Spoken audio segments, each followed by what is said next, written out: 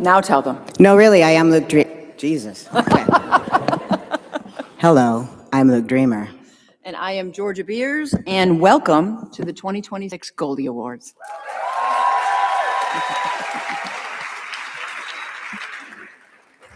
We've made it another year, and we're so glad we're all together again to celebrate the best in sapphic literature.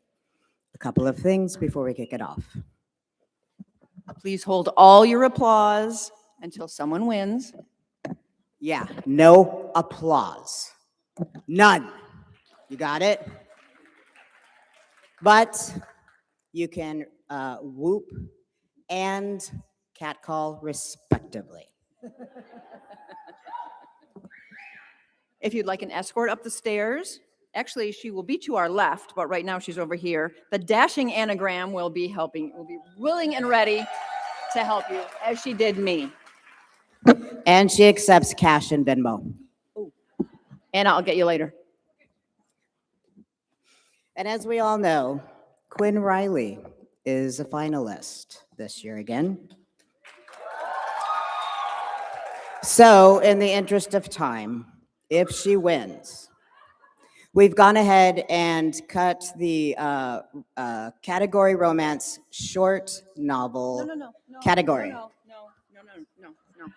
No. We implemented a 2-minute time limit. Yeah. Oh, my bad.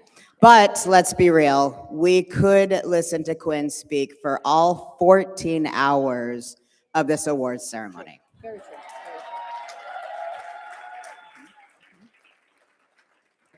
So go get your drink, or in Chris Bryan's case, drinks. Settle in. Because we are queer, we are still here, and that is something to celebrate. And I can think of no better way to start the celebrating than welcoming the Writing Academy graduates Please come up, Karen Richard.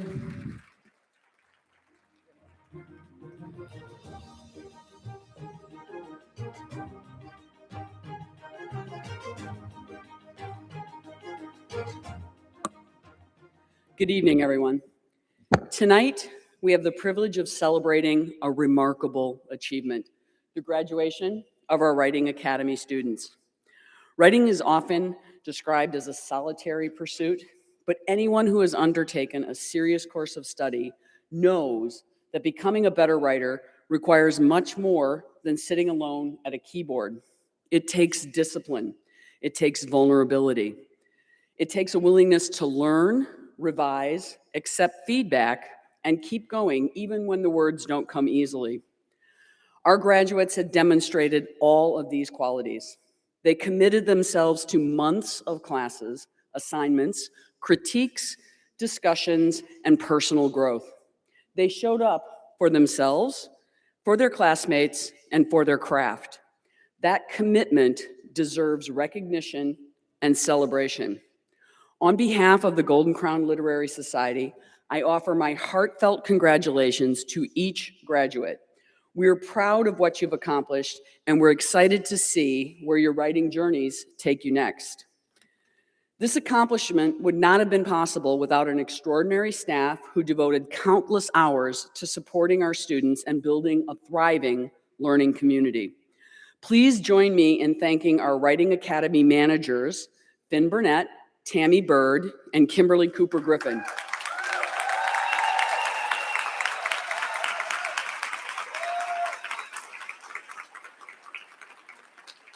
Their vision, leadership, and dedication have helped shape the Writing Academy into a place where writers can grow in confidence and in skill. We'd also like to recognize our Writing Academy administrators, Liz Tanner, Alicia Gale, and Rhapsody O'Brien.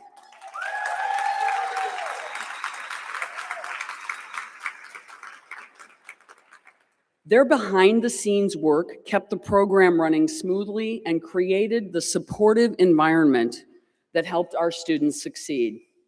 As we celebrate tonight's graduates, we also look to the future. Education and mentorship remain central to the mission of GCLS, and we're excited about the opportunities ahead. In the coming years, we look forward to offering new programming, including mentorship opportunities and focused writing sprints designed to help writers develop specific skills, build momentum, and connect with one another in meaningful ways. The format may evolve, but our commitment remains the same: supporting writers, fostering creativity, and strengthening our literary community. To our graduates, thank you for trusting us with part of your writing journey. May you continue to write boldly, tell the stories only you can tell, and inspire readers for years to come. Congratulations, graduates. We celebrate you tonight.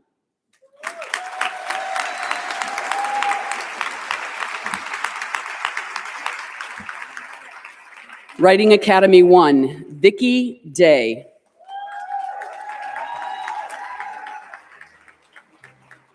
Rose Goodwin.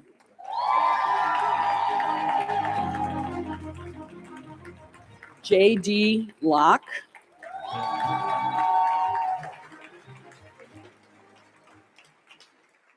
Chelsea Linford.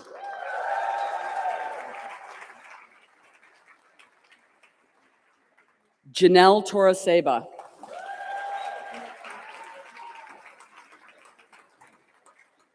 From Writing Academy 2, Sam Calloway.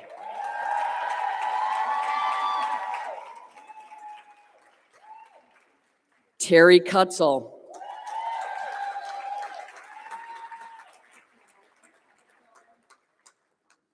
Beth Hawkins.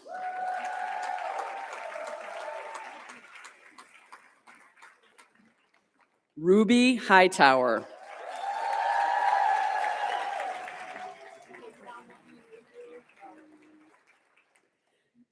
Sandy Hutchinson.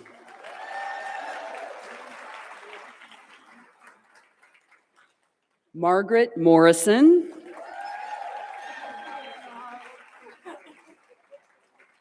Annette Pritchard.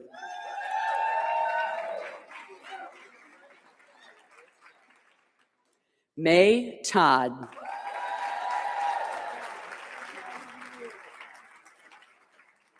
Janice Torres.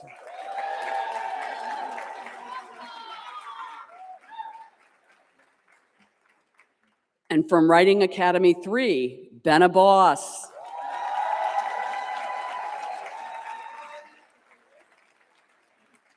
Anna Drezow.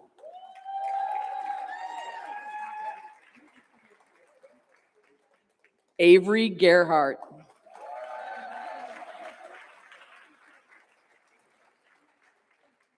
Ann Hart.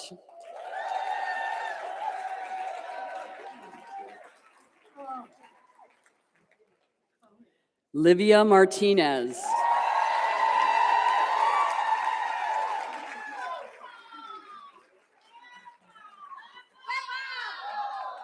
The overachieving Annette Pritchard.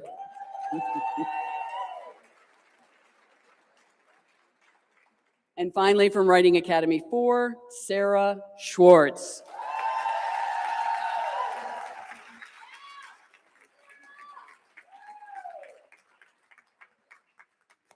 Thank you.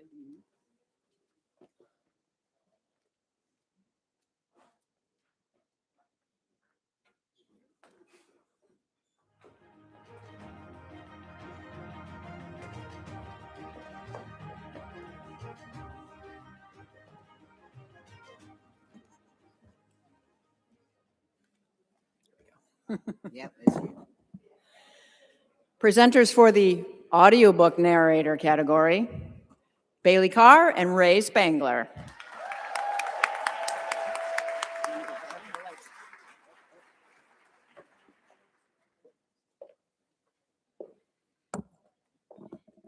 Bailey, I feel like you're kind of the professional. You would probably do this a lot better than I will. You know, I'm off the clock. Why don't you take it? I'll just practice the first one. Okay. Arch a titty. Nope. I'll take it. Great. All right, our first nominee is Architecty, narrated by Allie Rose, Aria Holland, and Vivian LaRue for Audible. Beyond Her Manor, narrated by Angela Daw for Sapphic Publishing. Bloomtown Genesis, narrated by Quinn Riley, self-published. Encrypted Hearts, narrated by Juanita McMahon, Butterworth Books. Forget Me Not, narrated by Lori Prince for Podium. Gold for the Dead, narrated by Kate Zane for Tantor Media. The Kidnapped, narrated by Blair Baker for Pyland Publishing, LLC. Life After, narrated by K.A. Walsh, Tantor Media. A Little Sin, narrated by Ali Shea, Red Ink Caravan.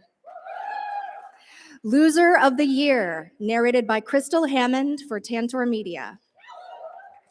Make or Break, narrated by Abby Creighton for Audible Studios. Out of the Ashes, narrated by Jesse Elwin, Tantor Media. Pig, narrated by Marisa Collin, self-published. The Stolen Girl, narrated by Nicola Victoria Vincent, Audible. And the first winner is Pig, narrated by Marisa Collins.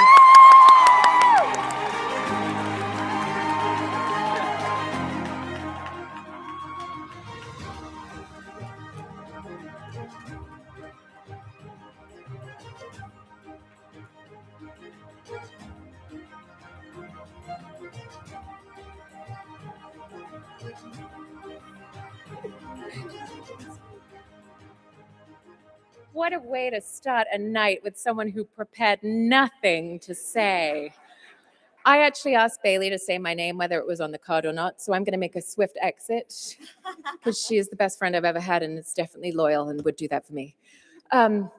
I am here with Pip. I share this entirely with her. Without her, I would have sat in silence for 8 hours, and that doesn't get awards. So thank you so much for this. Thank you, GCLS. I cannot believe I'm the first person up here with so little to say. I loved doing this book. I loved this job. I loved everything about working with Pip on this. It was one of my first indie books, so I actually got to discuss I got to really work with her on that, and I was involved through post-production, so it was just an absolute pleasure from start to finish. That's it. I'm so grateful. Thank you. I'm going to put this right in front of Laurie's. Pretty sure it's see-through, so she can still have a glimpse of hers. I thank you with my whole heart.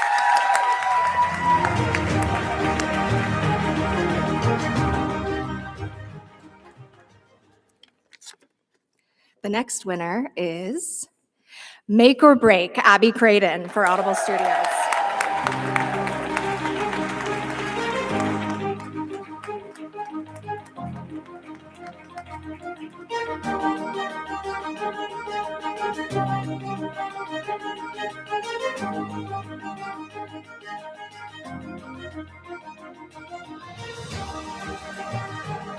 Oh, thank you. This is a surprise. Thank you so much, GCLS. It's such an honor to be here, to be recognized, to be amongst all of you, and to do one of E.J. Noise's books is truly a gift. When I first was introduced to her work, it was like magic, and I feel her words are just beautiful, and I feel so honored to get to do them. So narration is nothing without great storytelling. So she's a wordsmith, and I'm so glad I get to play her music. I also want to thank my fiance, Shane, for his love and support, and also for his wizardry skills in Pro Tools. Otherwise, I would have had a very difficult year. So thank you so much. I really appreciate it. Thank you.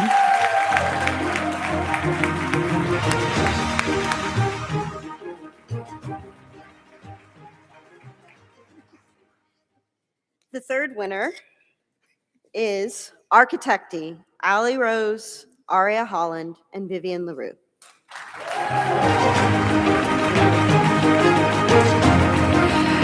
They've prepared some remarks that I'll read to you.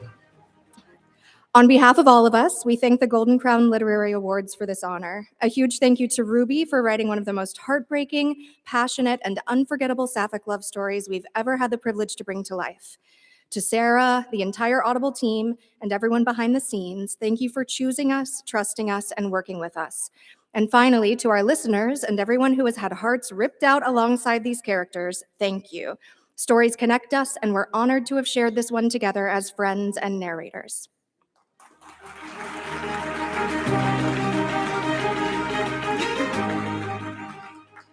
We're getting there, you guys. Okay, the next winner is Beyond Her Manor, Angela Daw, Sapphic Publishing.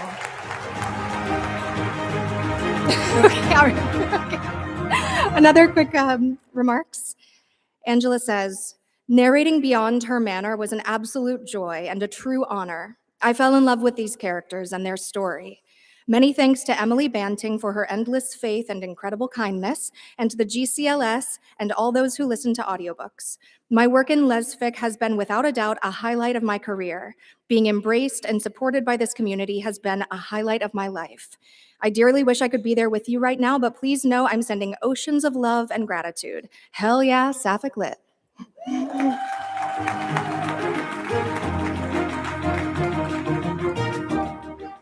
Winner number 5, Forget Me Not, Lori Prince.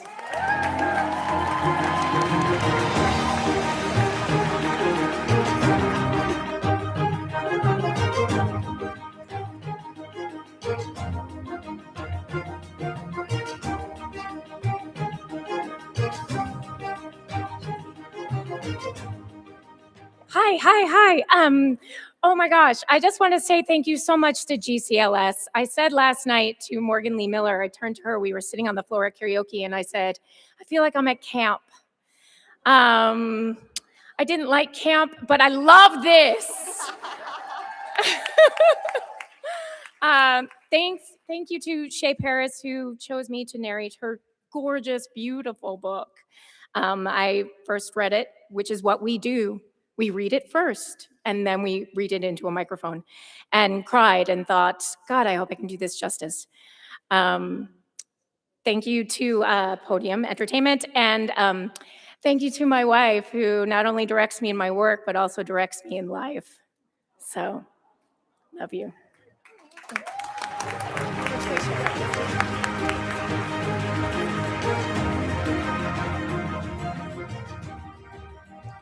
Okay, and this is the winner of the monetary prize. Bloomtown, Genesis, Quinn Riley, self-published.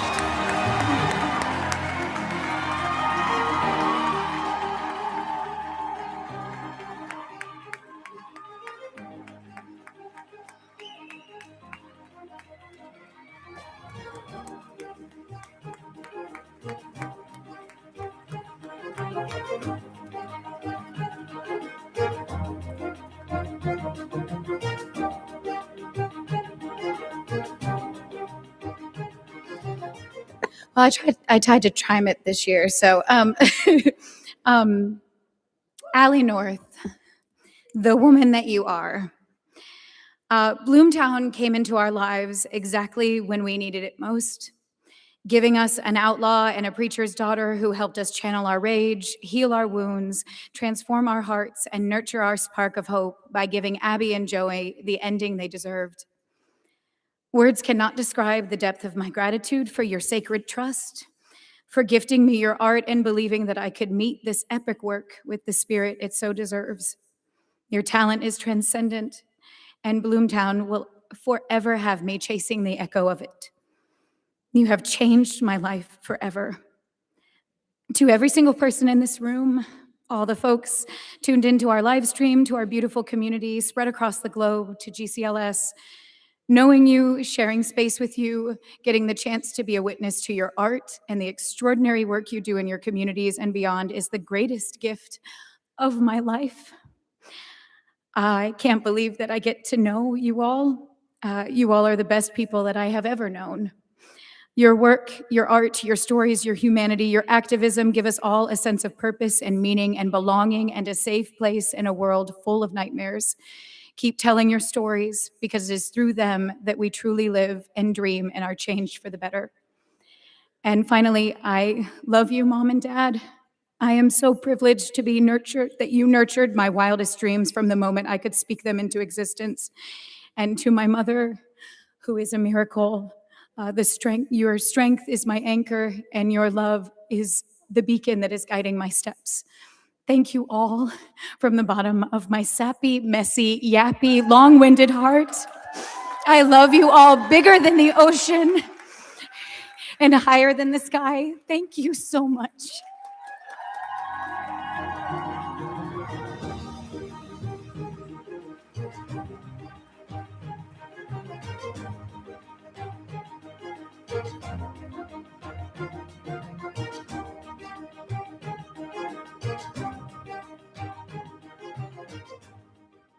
Imagine what she could do with 14 hours. Goodness. Whoa. I wouldn't be able to go. Stop taking. Come on.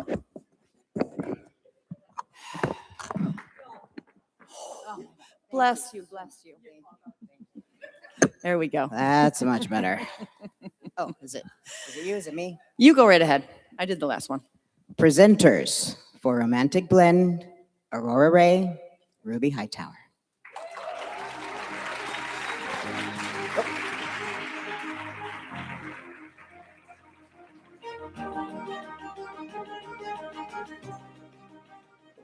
We're serious academic folk. We did not prepare banter, but it is our pleasure to introduce the finalists for Romantic Blend. Breaking from Frame, written by Jazz Forrester, Ylva Publishing. Echoes of Love, written by Catherine Lane, Bold Strokes Books. Number 6, written by Lee Winter, Ylva Publishing. Sometimes We Fly, written by Shan Blue, Ylva Publishing. Tap Out, written by Nicole Disney, Bold Strokes Books. The Falcon and the Flame, written by Jolie Dvorak, 13 books. Through Sky and Stars, written by Tessa Croft, Bold Strokes Books. Trailhead, written by C. Jean Downer, Bella Books. And Windburn, written by Melina Mackay, self-published. Do you want to join us tonight? The GCLS accepts this award on their behalf. Yeah. The second one, The Falcon and the Frame, Jolie Dvorak, 13 books.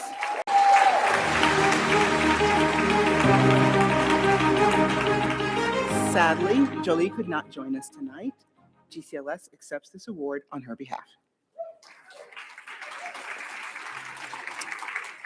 The third winner, Windburn by Melina Mackay, self-published.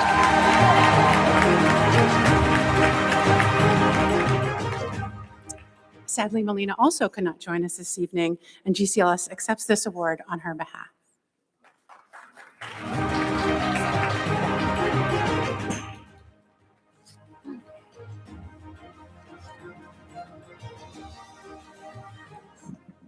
And this one is the final one, and the monetary prize goes to number 6, Lee Winter, Ilva Publishing.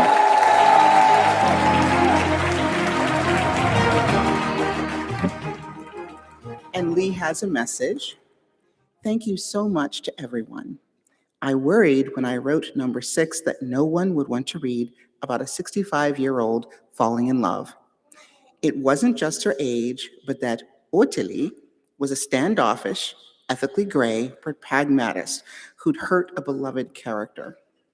I was finally convinced to write her story by Shannon Lucchese, a voracious reader and ally of lesfic authors who emailed often asking what Ottilie was up to.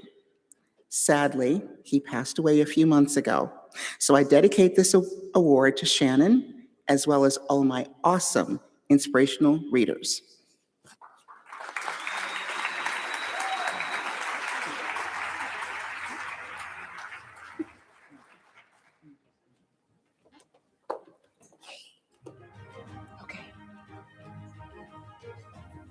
Little gridlock over there. All right. Contemporary romance short novels. Actually, why am I doing this? This should be yours. Is it? Oh, you got jokes. I got a few. Presenters for the contemporary romance short novels, J.J. Arias and Bruce Bryce Oakley.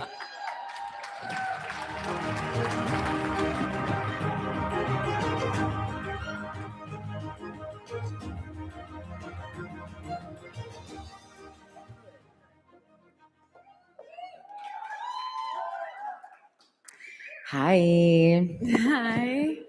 We get to speak. Yes, out loud.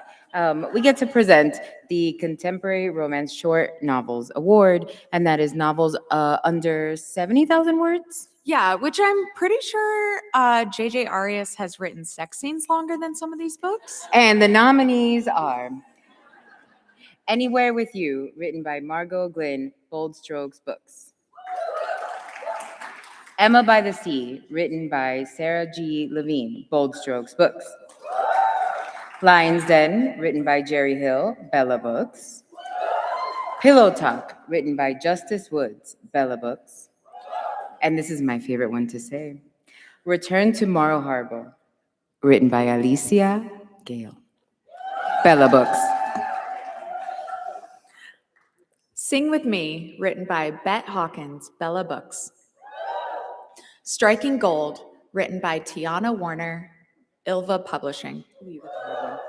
Strings of Hope, written by Stacy Lee Powell, Tello Books. Swept Up in You, written by Ryan Birch, Slow Sunday Press. 1,000 Reasons, written by Titania Tempest, self-published. Whisk Me Away, written by Georgia Beers, Bold Strokes Books. Okay. So do we start with this one? And the Start first with one? winner is, yes, we'll start with one. I think Oh, that's a good. very good place to start. Okay. You can set that back down. All right.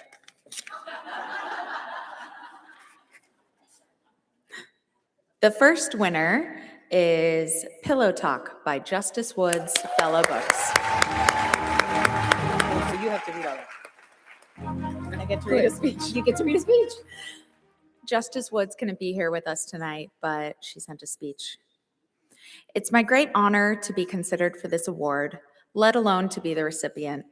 I'd like to thank my publisher for taking a chance on a brand new author and my editor for the patient advice she gave to this newbie from the other side of the planet.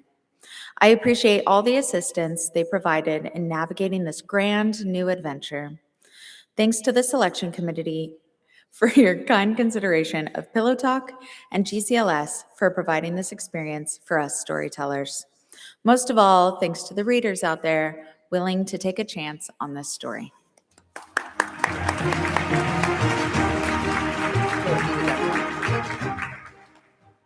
Oh, no, you have to do them all. Oh, okay. And the second winner is Lion's Den, Jerry Hill, Bella Books.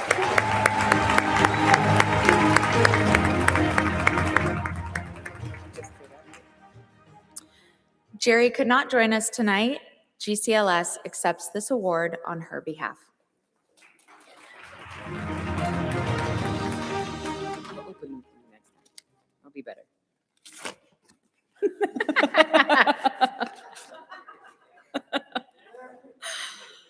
And the third winner is 1,000 Reasons, Titania Tempest, self-published.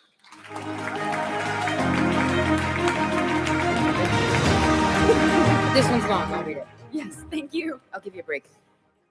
Titania could not join us tonight. GCLS accepts this award on her behalf.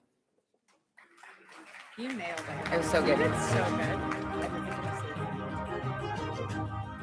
And the final winner of the Short Novel Award and the monetary prize winner is Striking Gold, Tiana Warner, Ilva Publishing. Oh my God. We're just up here. It's just us. Tiana sent along, thank you so much for this incredible honor. I want to thank the team at Ilva Publishing, my wonderfully supportive family and friends, my critique group, GCLS, and of course, my readers. I wouldn't have written nearly as many books if not for the enthusiasm of my readers. So I'm deeply grateful to all of you for reading, reviewing, and sharing my stories. Striking Gold is about two sapphic women defying expectations and following their hearts on the same land, a century and a half apart. I'm so grateful it resonated and promise to continue writing meaningful queer stories.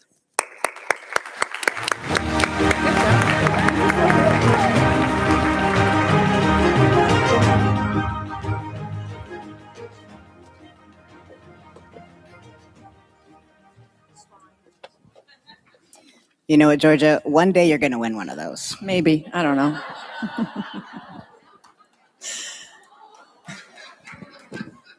It's okay, I had that coming. The presenters for fiction anthologies and collections, the presenter, Rita Potter.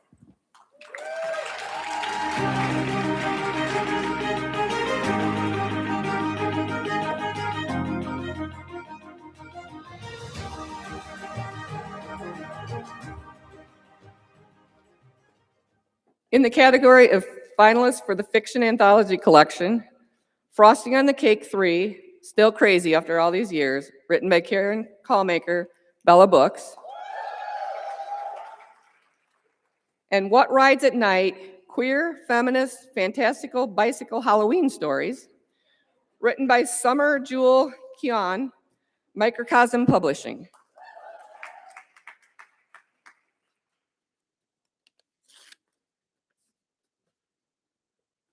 And the winner of Fiction Anthology Collection and the monetary prize goes to Frosting on the Cake 3. Still crazy after all these years, Karen Callmaker.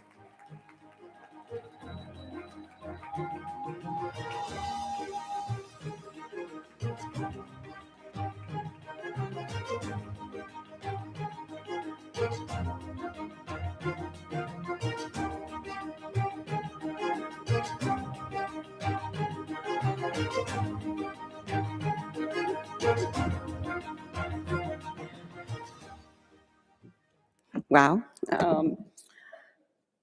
When I was writing these stories, the oldest novel that's included as a short story follow-up, it's been 35 years since I wrote that novel. And I spent time thinking about what those women who I conceived in the 1990s would think about. Right? And I do that so I don't cuss. What the fuck? Right?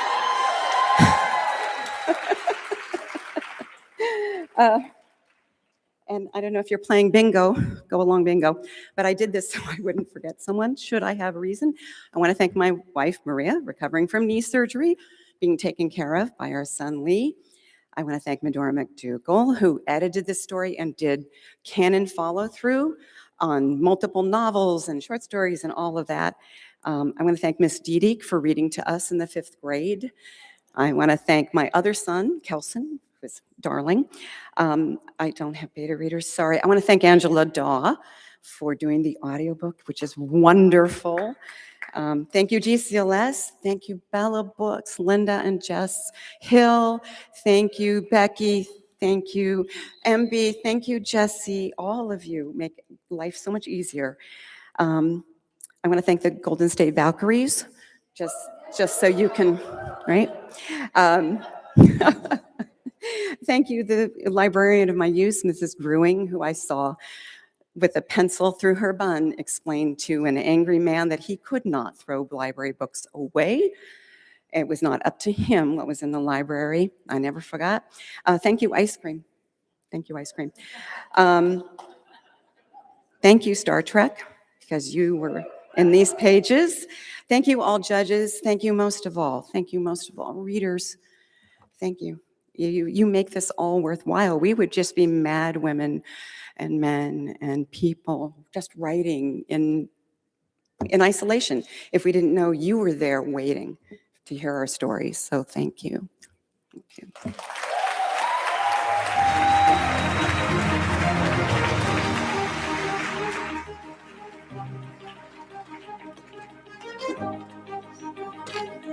It's a lot of stairs, Luke. Sorry. Why are you jumping? Well, because it's mystery thriller crime time. Ugh. And the presenter is Alicia Gale.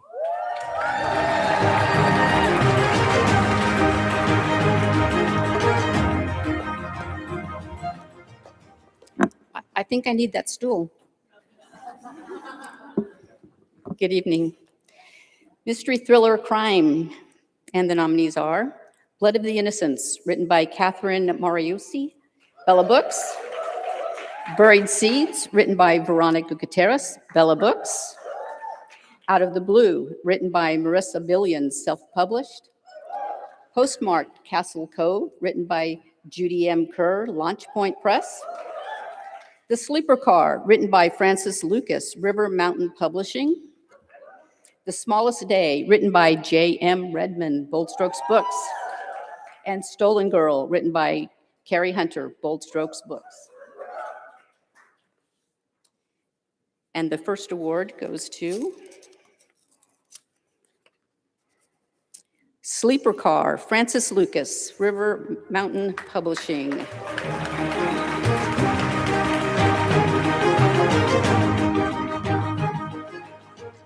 Frances couldn't be here, but she has a message. I'm delighted to win this year's GCLS Award for the Sleeper Car in the Mystery Thriller Crime category. Kendall and Harper are very close to my heart. I'd like to thank my wife, Cheryl, for her support, and GCLS for hosting this wonderful event. Best wishes to all.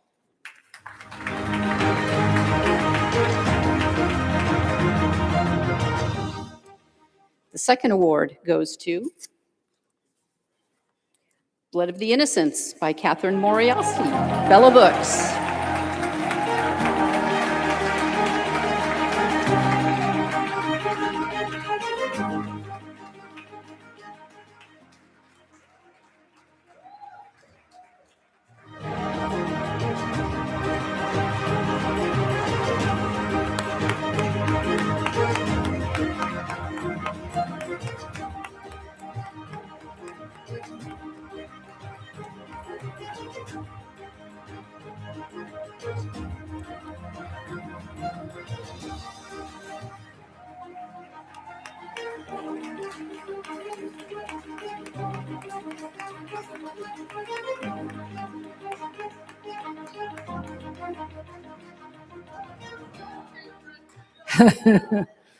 Well, this is quite unexpected with the other nominees. So as usual, I haven't prepared anything, but I'd like to say I'm really thrilled to have a Corelli win. The books have mostly been nominated and finalists, but never won. And you all, I love all my characters in all my books, but Corelli and Parker were my first. And you all know the first stays with you. So I would like to, and this was a hard book to write because of the subject, but I'm glad I did it. I'd like to thank my wife, Sherry, who's at home watching, I hope, and Bella Books, and all the people at Bella, Linda and Jess especially, and GCLS, which I feel is the wonderful organization that does, gives us this opportunity to get together. It's usually the highlight of my year. And thank you to the readers, and thank you to all the people who have given me such great feedback during this conference. It really provides the energy to keep writing when I go home. Thank you. I really appreciate it. Thank you, Alicia.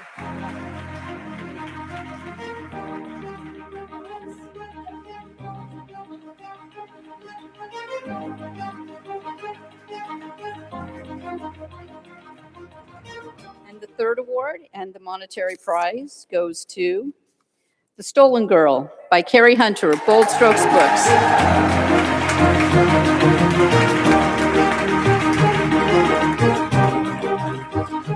Carrie couldn't join us tonight. GCLS accepts this award on her behalf.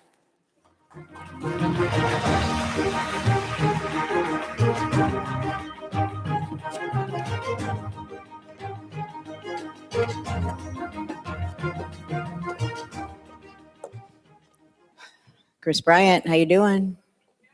All right. What? Did you hear that, everybody? She could use another.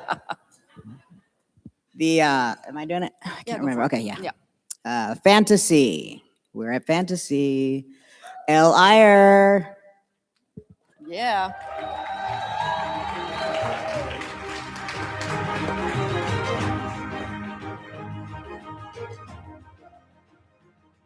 The finalists for the Fantasy Award are Her Shadow So Dark and Lovely, written by Elsie Hawthorne, self-published. The Lighthouse at the Edge of the World, written by J.R. Dawson, Tor Publishing Group. The Maiden and Her Monster, written by Maddie Martinez, Tor Publishing Group. Ship of Dreams, written by Bray Willows, Butterworth Books. T.U. at the Altar, written by Rebecca Thorne, Tor Publishing Group. Theseus and the Sky Labyrinth, written by Gwynhiver, self-published. The Wilding of M's Path, written by Anna K. Wren, Ilva Publishing. The Woman from the Waves, written by Rosalind Sinclair, Lucky Opal Press.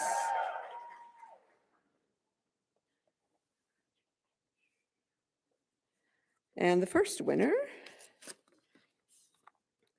Ship of Dreams, Bray Willows, Butterworth Books.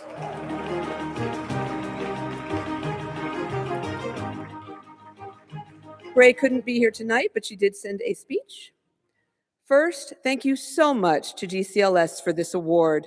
Ship of Dreams was a learning curve, and it's so amazing to have it get this kind of love. Second, thank you to my wife, who put up with my rambling research questions and who cheered me on as I tried to figure out how to make a linen onesie sexy. And thank you to every reader, every author, and every supporter who never gives up on sapphic fiction. Our stories matter.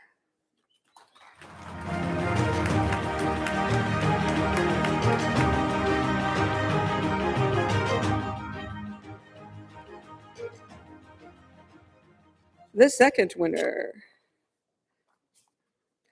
The Lighthouse at the Edge of the World by J.R. Dawson, Tor Publishing Group.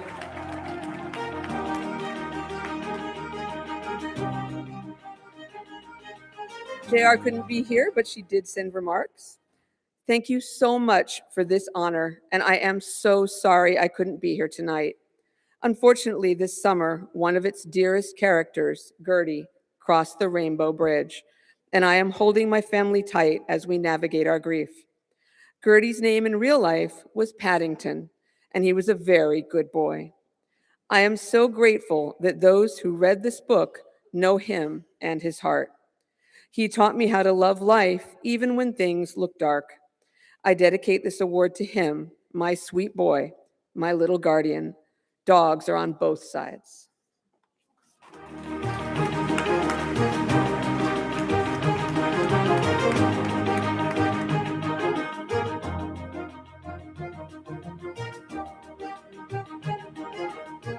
And the third award and winner of the monetary prize, The Maiden and Her Monster, Maddie Martinez, Tor Publishing Group.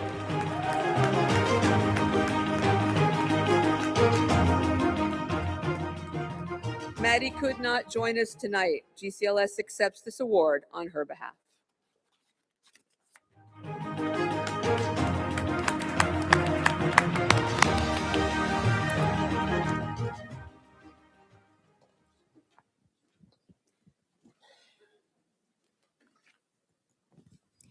Do you know any slang from the Utes? Do you have any idea? No. I got nothing. On God, I can't believe that. What? No cap, no cap. 6'7". I know that. 6'7". You know what? Vibes only. Vibes only fine, here. fine, okay. Presenter. You have Riz. You have Riz. I have Riz. Is that right? Did I use that right? Okay. Is that good? Bryce, can you just throw out 2 more right now? Let's go.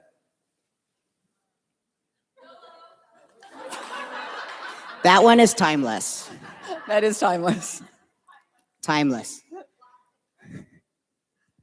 Oh, Riz. I used Riz. got it. Got it. Okay. You know what? Hey, some of you are hip. Thank goodness. Like right now, this is cringe, right? Is that what? Okay. Perfect. Yes, Perfect. Yes. That's you. Oh, that's me? Yeah. Presenter presenting the award for the young adult and new adult fiction, Pip Landers-Letts, who made it to the chair on time.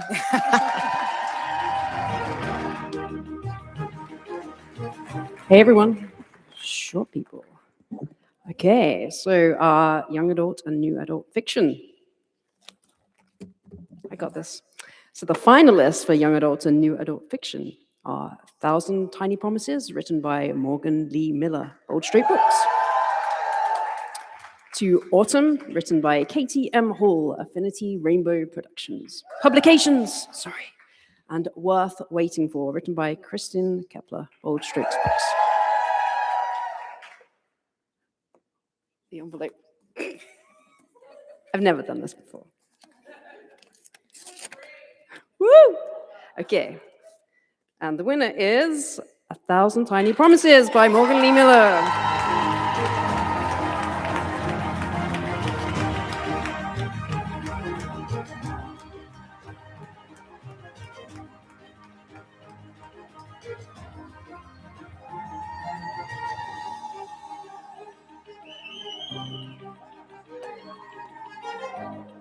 Wow. So A Thousand Tiny Promises is about finding light in a spell of grief. And when I started writing this book in April of 2023, I really had no business writing this because I was fortunate to not really know what it was like to have a lot of grief. And then life said, don't worry, I got you. And I had 3 family members pass in 4 months. And I was overwhelmed with grief, and I really didn't think that I would be able to finish this book. But luckily for me, I had an amazing support system. So thank you to Bold Strokes Books for not only giving me 11 months extra to write this, but just believing in me in this story. So thank you, Sandy and Rad and Barbara Ann Wright, everyone else behind the scenes of Bold Strokes Books.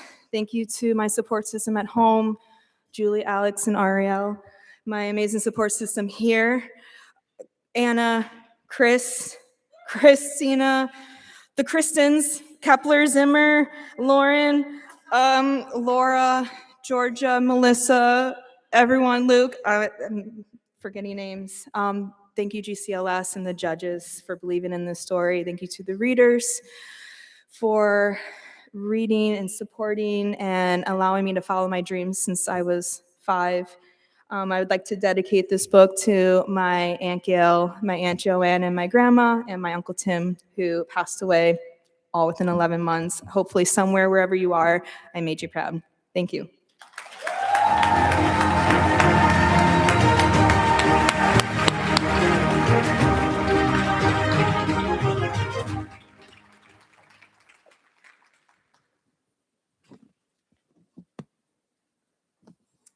Present. So much for the Riz. That was very mid, I think, right? Contemporary romance, mid-length novels. Presenters are Jen Lyon and Abby Craden.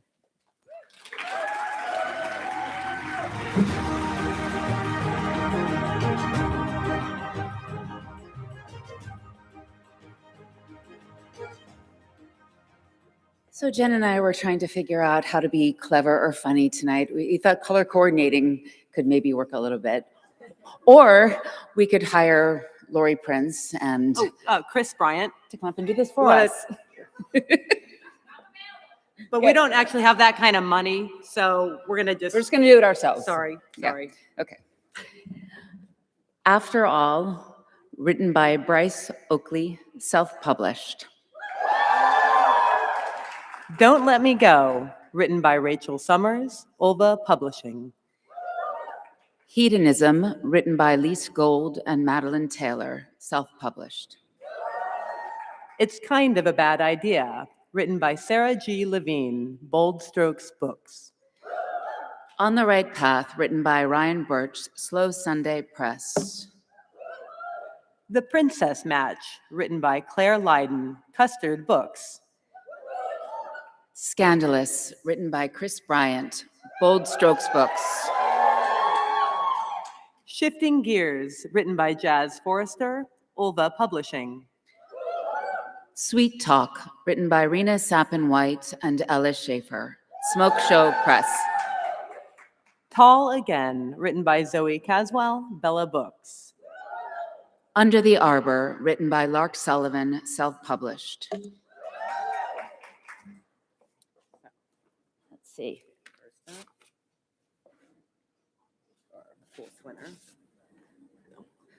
The fourth winner is contemporary romance, The Princess Match, Claire Lydon, Custard Books.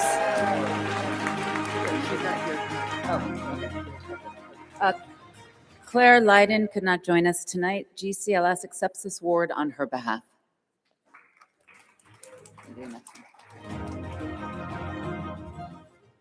And our second winner tonight is Hedonism, Lise Gold and Madeline Taylor.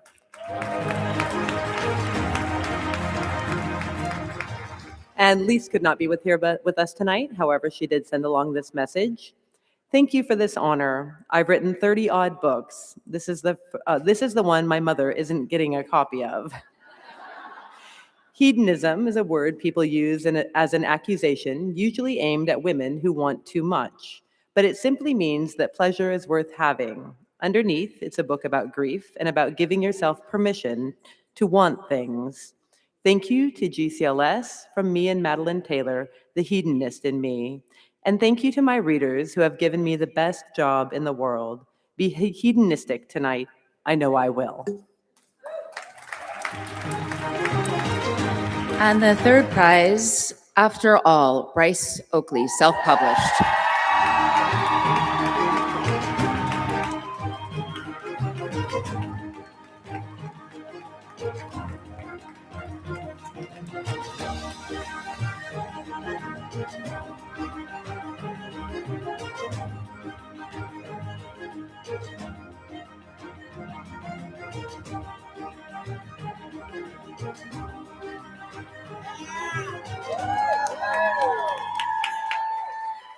Thank you so much. That's a really long and awkward walk. I would just like to thank GCLS, my editor, Heather, my amazing beta reader, Tina Mead, my gorgeous wife, Maddie, my beautiful narrator for this book, Quinn Riley. And yeah, thank you so much.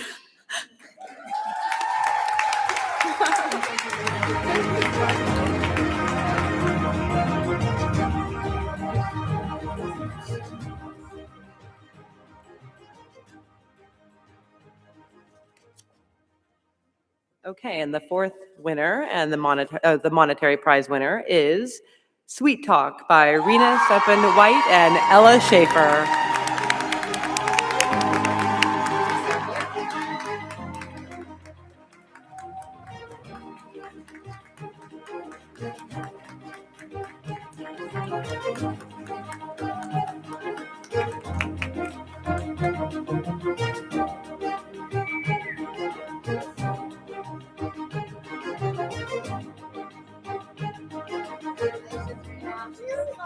Answering. I'm desperately trying to FaceTime Rena right now. She could not be here tonight, but congrats. Oh, we did it. She told me to write a speech and I didn't, and so I told her to write one for me, and she also didn't. And I'm sure a lot of you can relate to that. But I obviously want to thank her for being my writing partner. I love her like a sister, and I'm just so excited to continue working with her. Thank you to our families who have been so supportive in our crazy endeavor of Smoke Show. We have so much coming, and I can't wait to show all of you what we have in store. Thank you to our partners, Riley and Michael, and our beautiful angel animals, Murray, Winnie, Ruby, who's a new addition to the family.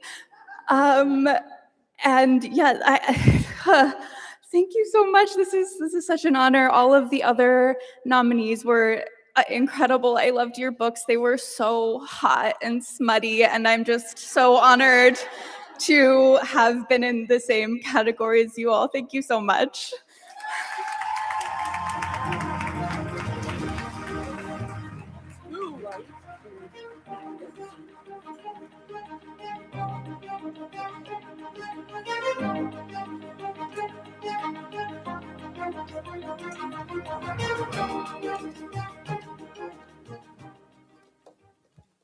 Do you believe in ghosts, Georgia? Yes. Yes, Oh. I do. Do you? I just Do you ruined want me the to say joke. no? That's all right. That's you know I do too. No, I don't believe in ghosts. Like the one right there. You don't. I don't. Okay. Well, let's carry on. Let's carry on. Don't worry about it.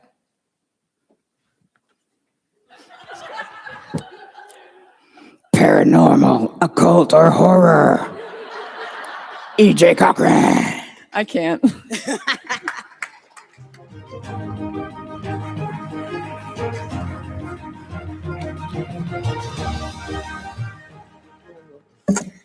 All right, the finalists in the paranormal, occult, and horror. Innocence of the Maiden, written by Ileandra Young, Bold Strokes Books. Pearlbound, written by Natalie G. Bergman, Rose and Pearl Productions. Shifting Nature, written by Jay, Ilva Publishing. The Demon to Your Right, written by Kelly Preston, self-published. The Ever End, written by Audrey Wilson, Bywater Books.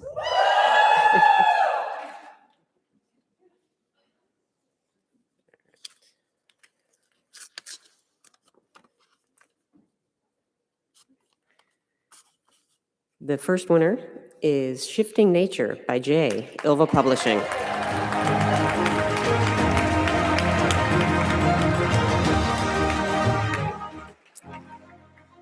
Jay couldn't be with us tonight.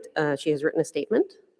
The first Goldie I ever won back in 2010 was for Second Nature, book 1 in my Shapeshifter series. So I'm especially honored to receive this award for Shifting Nature, the latest book in the same series. Thank you so much to my readers for their support over the years, to my publisher for giving this duology a home, to my wonderful team of beta readers, to my editor Claire, to the judges for dedicating so much time to the awards, and to the GCLS for honoring our stories.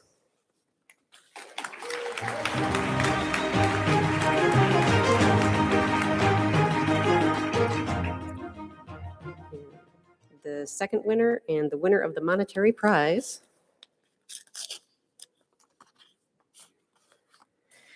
Innocence of the Maiden, Ileandra Young, Bold Strokes Books.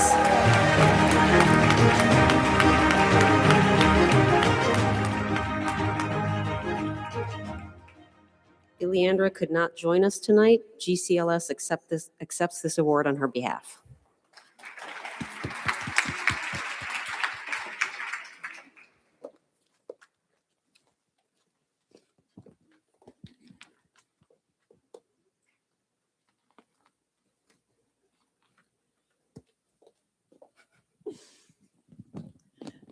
Okay, well, next we're going to talk about some of the people that we lost over the past year. There's nothing here for me to read, so I am kind of winging this, and I apologize for that. Here's our in memoriam.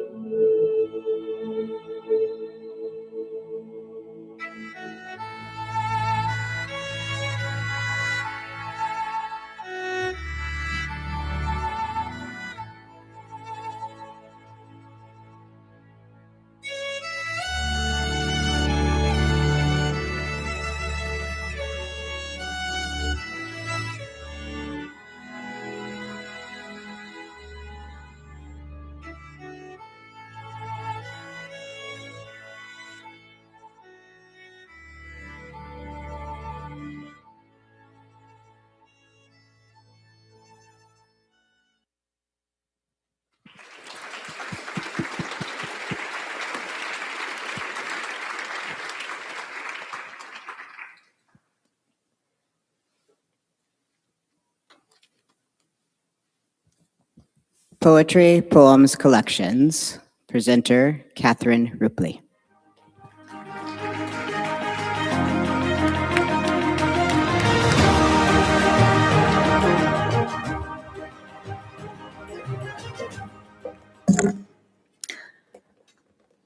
Cactus Flowers, written by Judith Tessari, translated by Samantha Pius, Headmistress Press.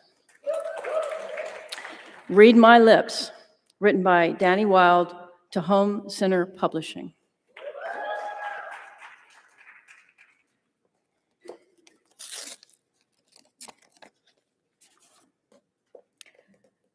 Cactus Flowers. Judith Cesare, translated by Samantha Pius, Headmistress Press. Monetary award.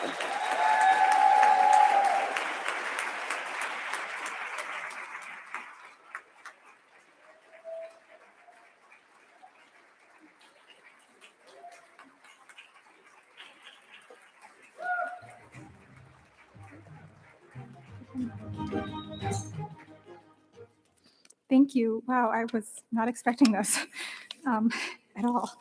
I'm truly honored to be standing here. I'd like to thank my publisher, Headmistress Press, Mark Stein and the team at Out History, Robin Ux and By Women Quarterly, Pat Odber de Boberta, Alison Grimaldi Donahue, Suzanne Stroh, Francesco Rapazzini, Jeff Richards, Suzette Robichon, Suzanne Savoy, and all my colleagues who have been so generous with your support. And also, of course, my author, Judith Teixeira. To my fellow finalists, Danny Wilde, I can't overstate how much of a privilege it is to be in your company. I'm inspired by the excellence you bring to sapphic poetry. I'd like to take this opportunity to invite our community to translate more lesbian poets, more bi and pan women poets, more sapphic poets, more trans and non-binary poets from all periods of history from around the world. And I'd like to invite publishers to market sapphic poetry translations as sapphic translations. So someday, when I ask people, who's your favorite lesbian or bi poet in translation? They'll answer, oh my gosh, there's so many. How can I choose? Thank you to my readers, and thank you to the GCLS for all you do for sapphic literature. And thank you for bringing us all together tonight to acknowledge the incredible work of so many poets and writers. It's truly an honor.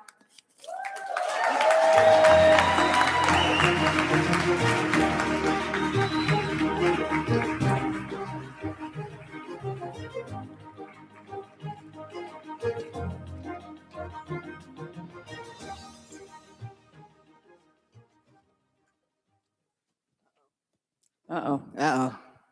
Mm-hmm. Keep it short. Yeah. Presenter for general fiction, Quinn Riley.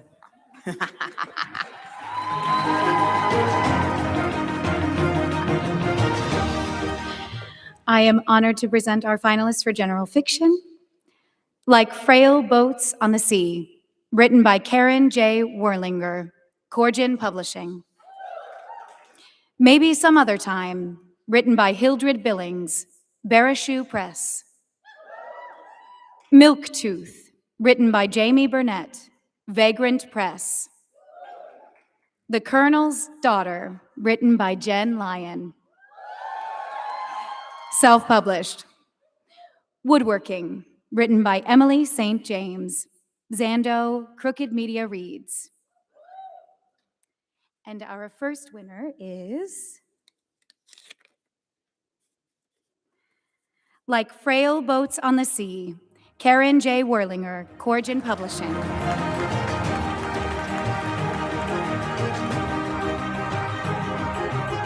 Karen could not join us tonight. GCLS accepts this award on her behalf.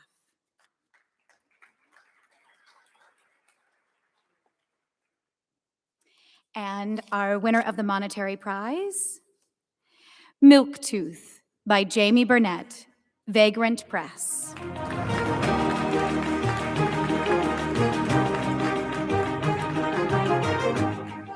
Jamie has penned some words for us. Thank you so much to the judges and the Goldie Awards for seeing value in Milktooth. I wrote it as a way to process my own experience of abuse in a queer relationship.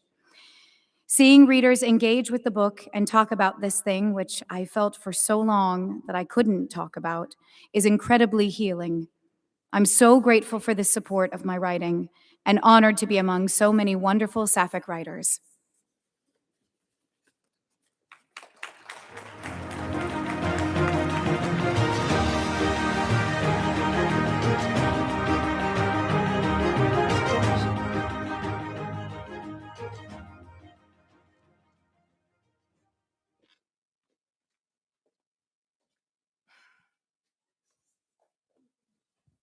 What are you doing? You know. You know. I like it. Contemporary romance, long novel, Kristen Kepler and Morgan Lee Miller.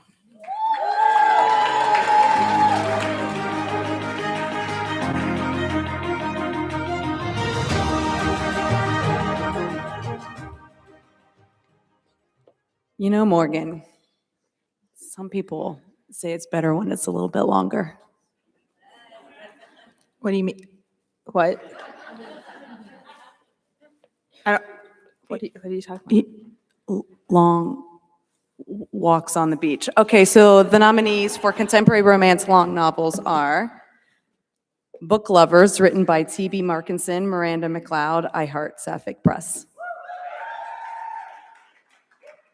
Breakup Buddies, written by J.J. Arias and Bryce Oakley, self-published. Discovery Nicola, written by Claire Ashton, self-published. Oh, you did. I must have. You skipped the good part. Can we skip to the good part? Written by Melissa Braden, Braden Storyworks. Learning Curves, written by Rachel Lacey, Montlake. No Such Thing as Serendipity, written by Rita Potter, Up a Tree LLC. Relationship Material, written by Rachel Sprangler, Bigger Table Books. Sweet Home Alabarden Park, written by T.J. O'Shea, Bella Books. And Those Who Wait, Midnight Rain, written by Haley Cass, self-published. And the first Goldie goes to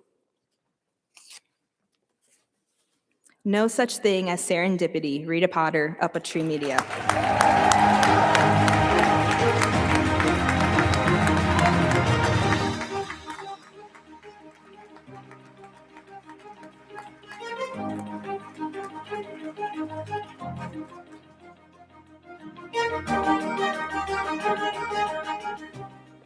Wow, looking at this category, I was sitting back there just waiting to clap for everybody, so I'm completely unprepared. So I'll make this brief. I want to thank my wife, of course, Tara. I want to thank all the readers, and I want to thank GCLS and the GCLS board for putting on this production. And I want to thank my beta readers, and I don't know what else to say, so thank you.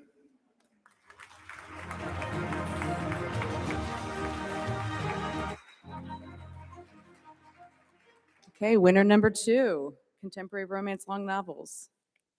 You know what they say, second the best, right? And the winner is Sweet Home Alberdine Park, T.J. O'Shea, Bella Books.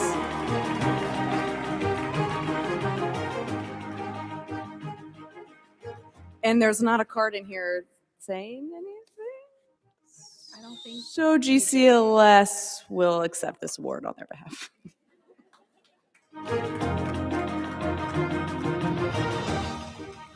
Number 3 goes to Relationship Material, Rachel Spangler, Bigger Table Books.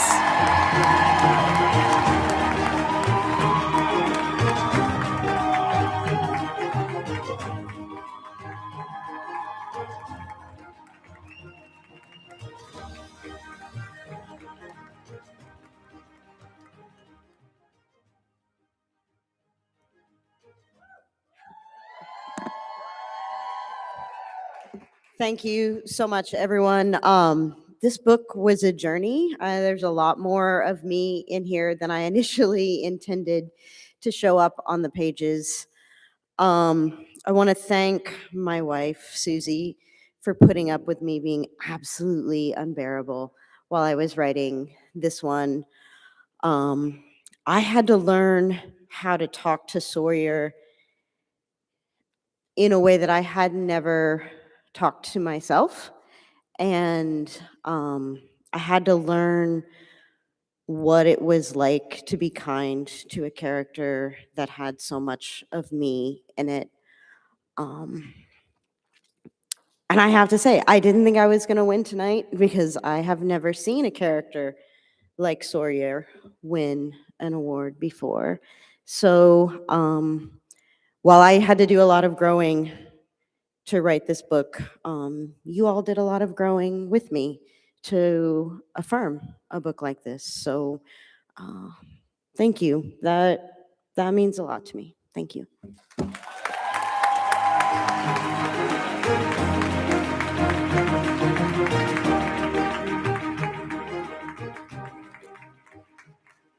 the winner of the next one,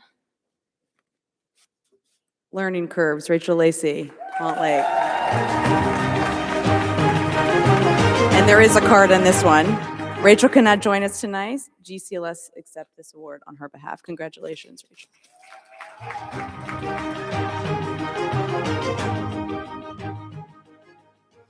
And the winner of the monetary prize goes to Discovery Nicola, Claire Ashton, self-published.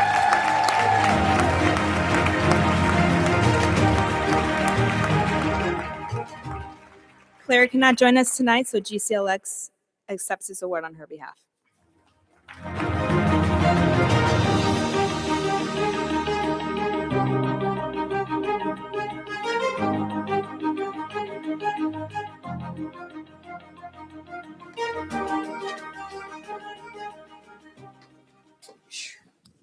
The heels are gone, folks. I'm sorry. I couldn't do it anymore. It's getting, Feet are killing me. we're in it. We're deep. in it. We are in it. We're in it deep.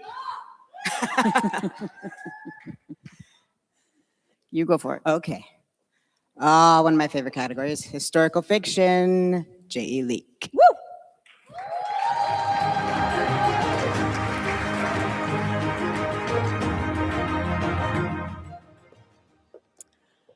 It is my honor to present the nominees for historical fiction.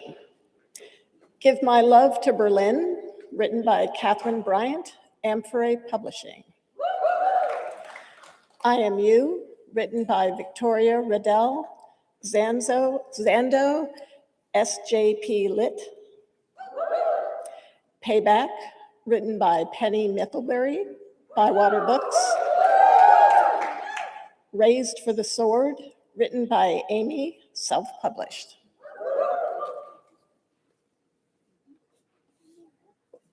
And the first winner is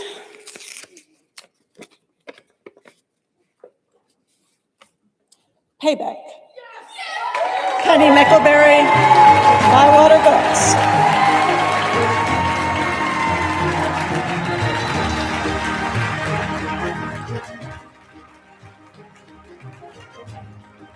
Penny could not join us tonight, so GCLS accepts this award on her behalf.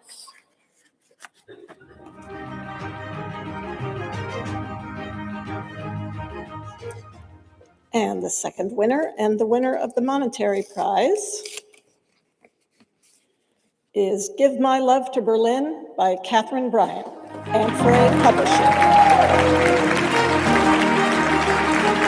Catherine could not be here tonight, and GCLS accepts this award on her behalf.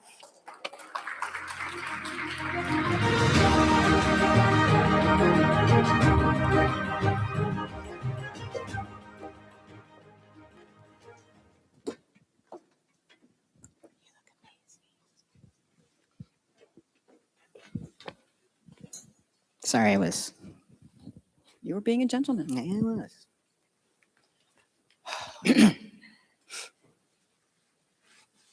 Stop it.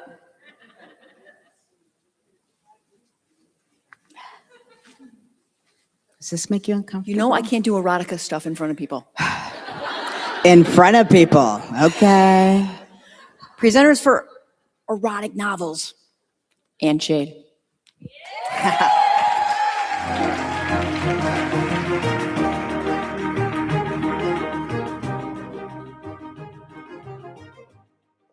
Good evening, sexy people.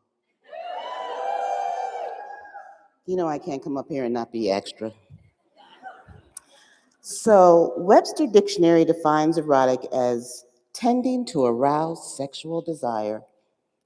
Tonight, we define it as a passion so deep, authentic, and beautifully complex that it doesn't just arouse you, it sets you free and your senses completely on fire. Here are the sexy nominees who reminded us exactly what it means to love without limits. One Weekend in Tahoe by Jamie Clevenger, Bella Books.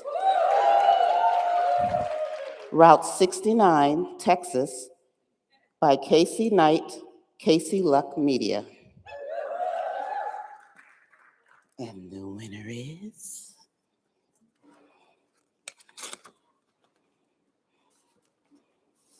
One Weekend in Tahoe, Jamie Clevenger, Bella Books. Jamie cannot join us tonight. GCLS accepts this award on her behalf. Thank you.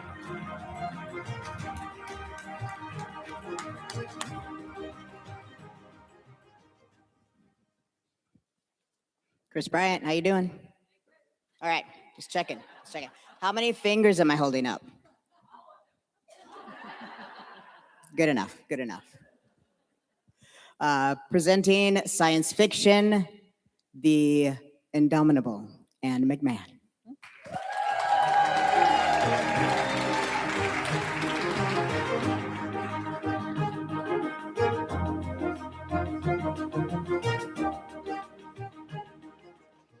Welcome to Long Day's Journey into Night. It is my honor to present the award for Outstanding Achievement in Science Fiction, or, as women of a certain age call it, memoir. The finalists are Reclamation by Kristen Zimmer, Bywater Books. Wastelands by Samira Lloyd, Arianrod Press. And the Goldie goes to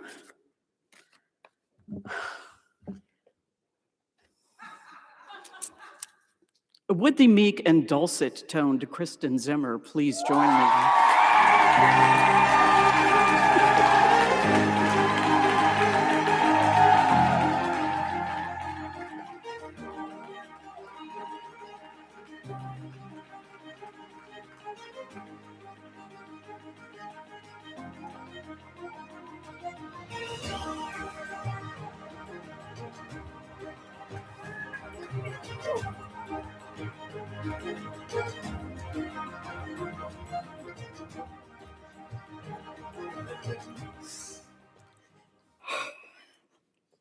My mother read all of my books because she loved me.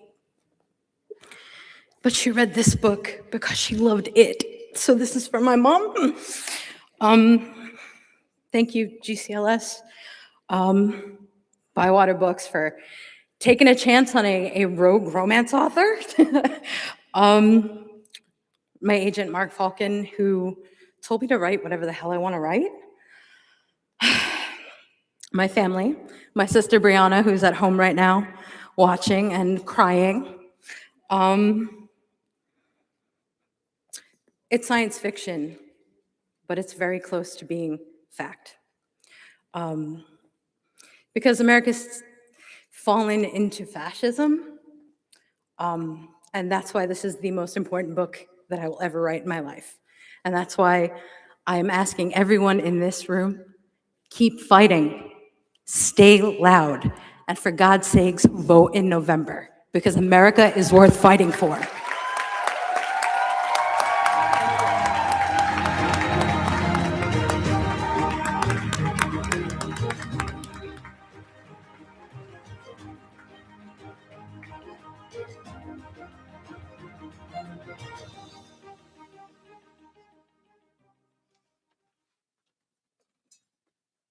What happened?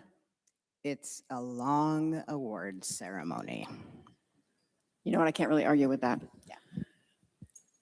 Covers of books are super important. That's the first thing we see. It's the first thing that catches our eye. So let's award some covers. Presenting the T. Corinne Cover Design Award, Lori Prince.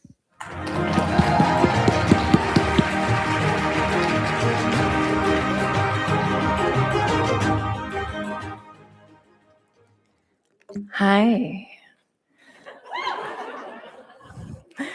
The finalists for the Tinkering cover design are Behind the Eyes, designed by Taylor Rose, self-published.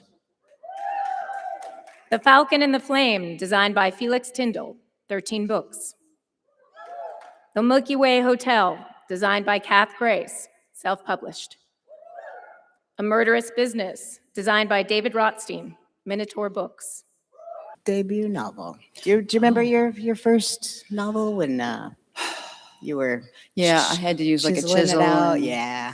stone Yeah. tablet. Yeah, that's I do. right. Yeah, I I do. remember It was that, rough. yeah. It was rough. I got like Yeah. calluses. Yeah. Yeah, it was bad. It was bad. Yeah. Presenters for the debut novel, Melissa Braden and Anna Hartnett. Woo-hoo.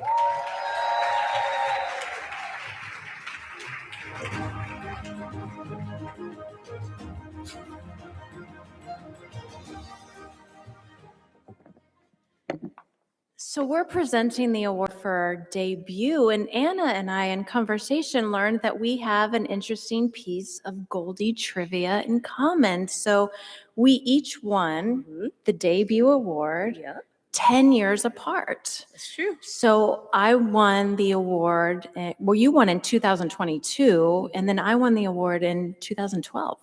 Yeah, so that means when Melissa was receiving her debut Goldie, I was avoiding math homework and drinking my first legal beer.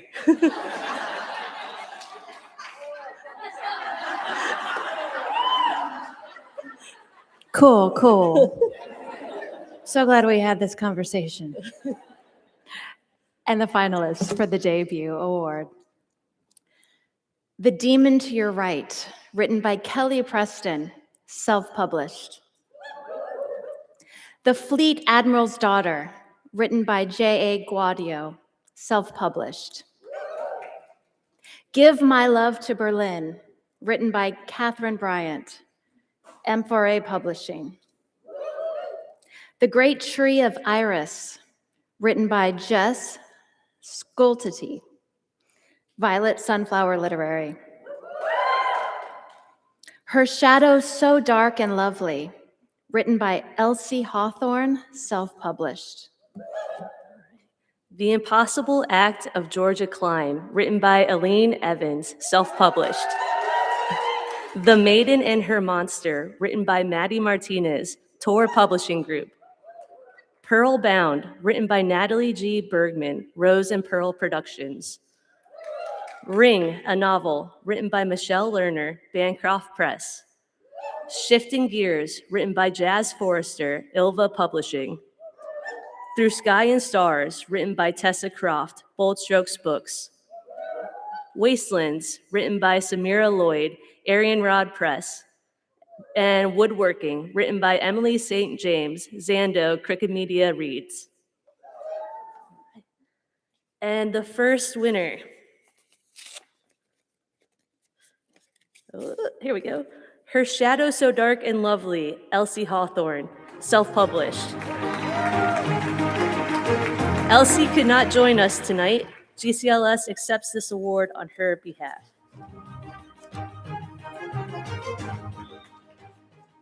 Our second winner in debut novel, Shifting Gears, Jazz Forrester, Ilva Publishing. Oh, Jazz could not be with us tonight, but GCLS accepts this award on her behalf. Our third winner, Give My Love to Berlin, Catherine Bryant, and 4A Publishing. Catherine cannot join us tonight. GCLS accepts this award on her behalf. Our fourth winner, Pearl Bound, Natalie G. Bergman, Rose and Pearl Productions. Unfortunately, Natalie could not be with us tonight. GCLS accepts this award. Wait, someone's coming. This is wrong. Come forth.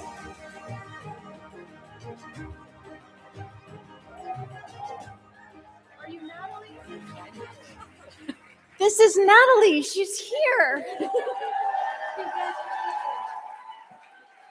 Thank you so much. Hi, everybody. It's amazing to be here.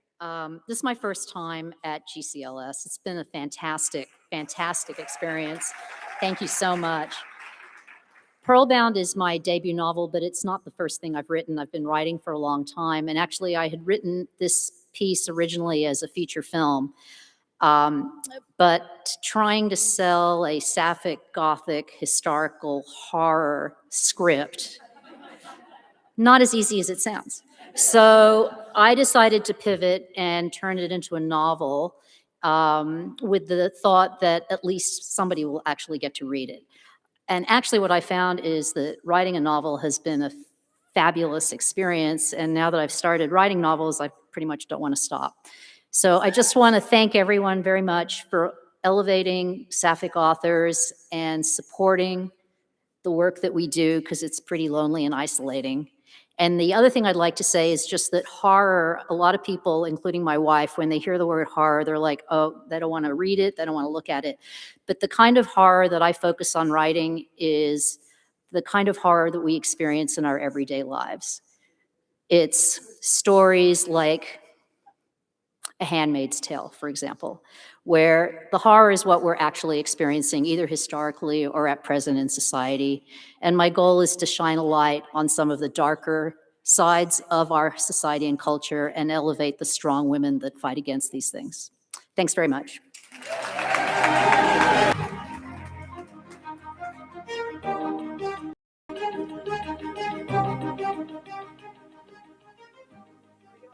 Whoa, uh-oh, sorry, that was me. How we doing? Everybody good? Chris, you good? How you feeling? You okay? I know, you're busy. I'm very sorry. I'm just checking in. Being a friend. You good? Okay. One of my favorite people here at this conference to present the award for service recognition, Betsy Carswell.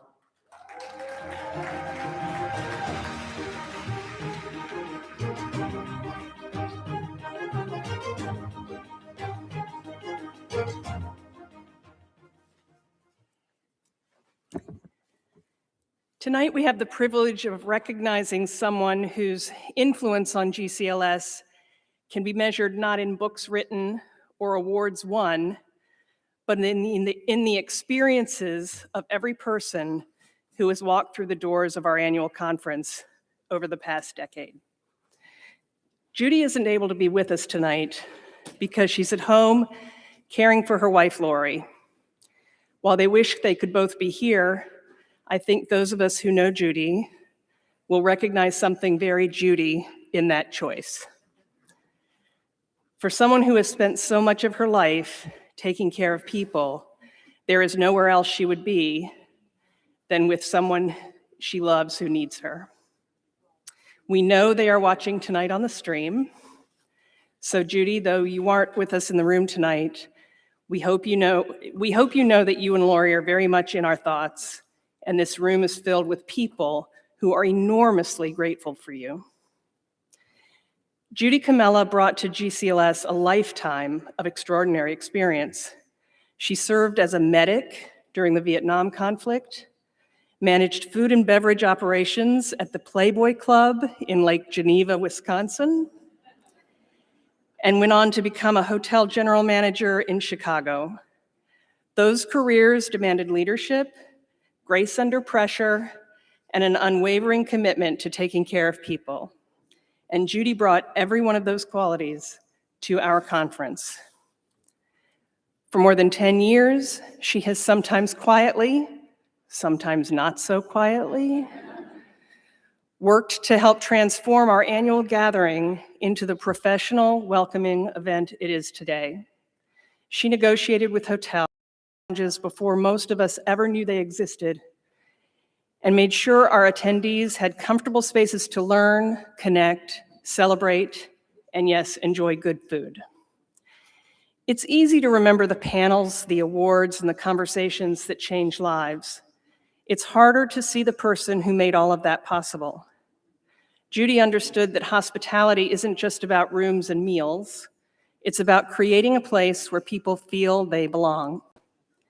Thanks to her dedication and spirit of service, Generations of readers, writers, publishers, narrators, and lovers of sapphic literature have found exactly that.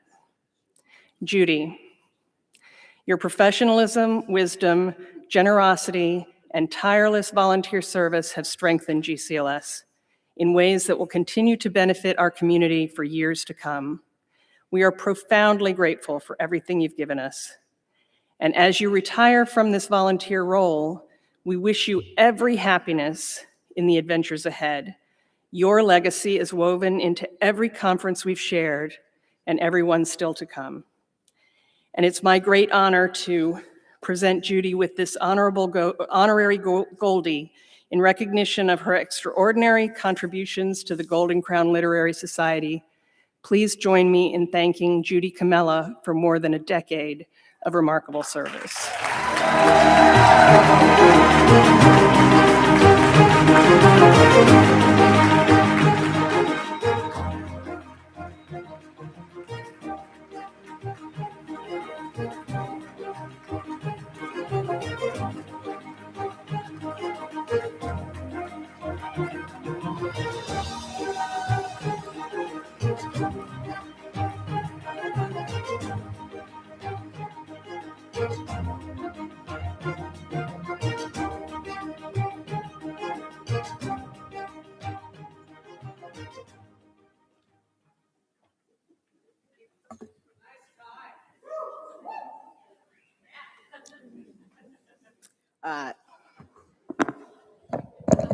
Here to present the Lee Lynch Classic Award is a legend herself, Karen Kalbacher.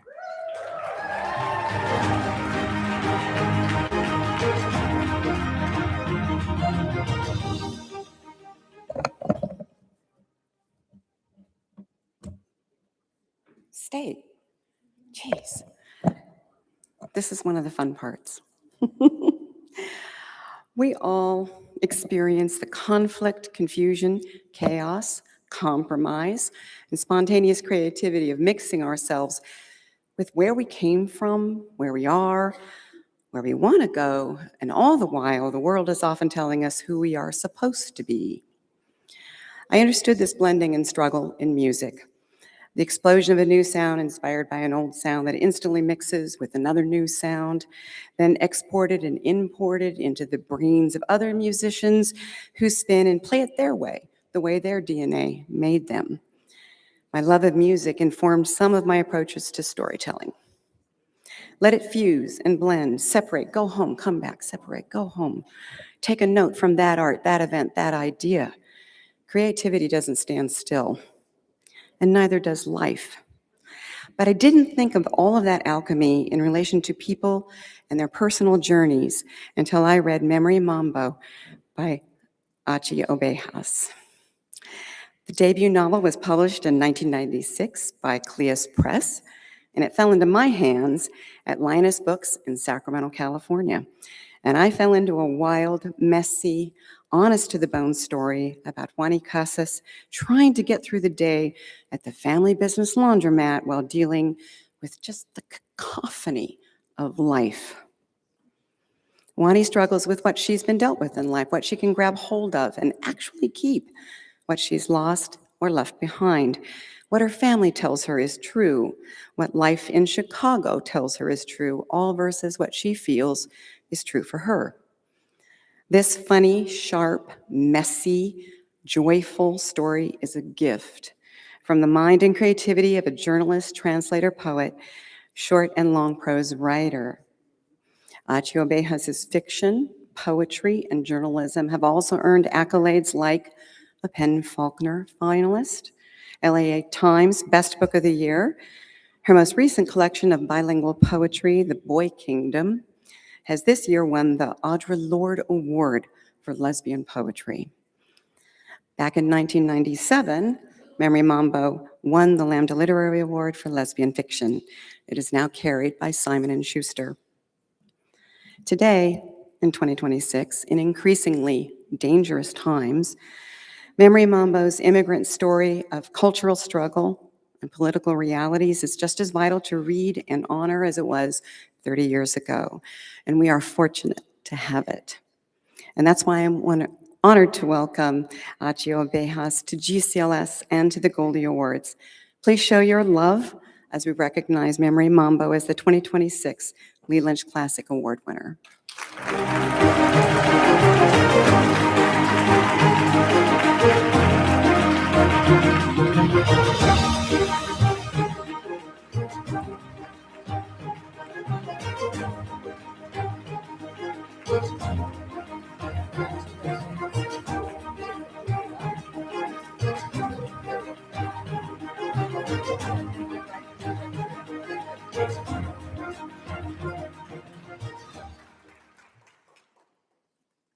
It's my first time here, and I have to tell you, it's been a kind of an extraordinary wave.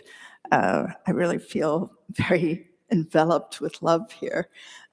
You are very lucky to have each other. It's always extraordinary for me to be in lesbian space, and especially in lesbian creative space. It's one of the few places where you don't have to explain yourself before you begin. You can just begin, and that's a gift. One of the things that I value very much about the Golden Crown Literary Society is its focus on sapphic literature is completely unapologetic. It says our stories deserve to be the center of the room, not waiting politely outside for someone to invite them in. But just as important, I think, is the work that this community does to support lesbian writers at every stage. My God, I can't even think of any place else that does that with quite this fervor, this fever. It's a wonderful thing. That kind of support matters because our stories matter. And not just because they exist, but because they deserve to be told with complexity, with honesty, with humor, with contradiction, with all the mess and beauty of our actual lives. We need stories in which lesbians are not symbols, not lessons, not tragedies, not somebody else's idea of resilience. We need stories in which we get to be gloriously, inconveniently, messily, contradictorily, even stupidly human.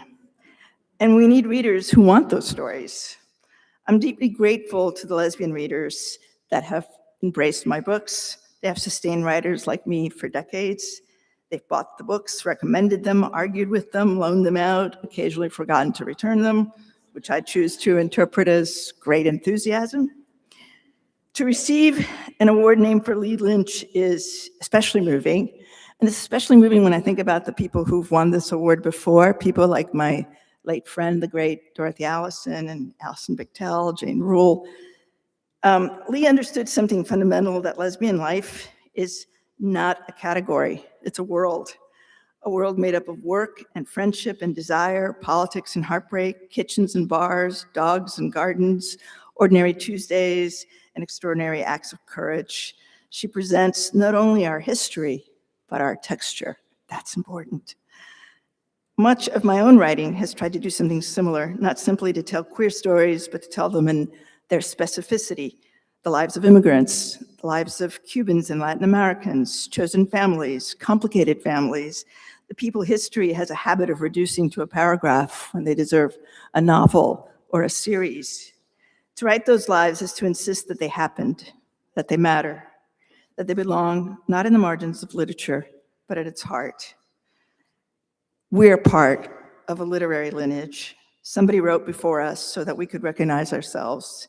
Somebody is writing now for a young lesbian who has no idea that the book she's waiting for is being written. And somebody will write after us because you made room. So thank you for this extraordinary honor. Thank you especially to the readers.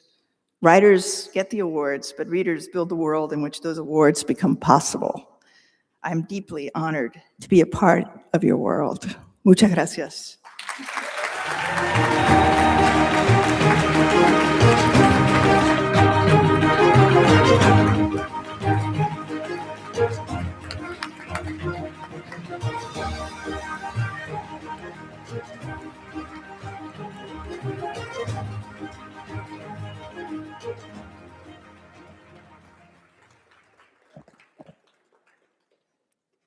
Amazing. That was a great speech. We're doing all right, gang. We're moving along pretty quick. On a personal note, I'm stupidly happy right now. I just want you guys to know that. It's so cool to be here. To present this year's Trailblazer Award, my friend and one of the coolest people I know, Carson Tate.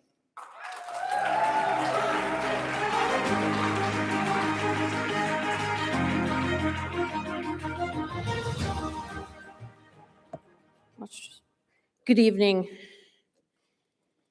Oh, there we go. I'm using up all the extra time. I'm very excited to be here tonight and celebrate the awards with all of you.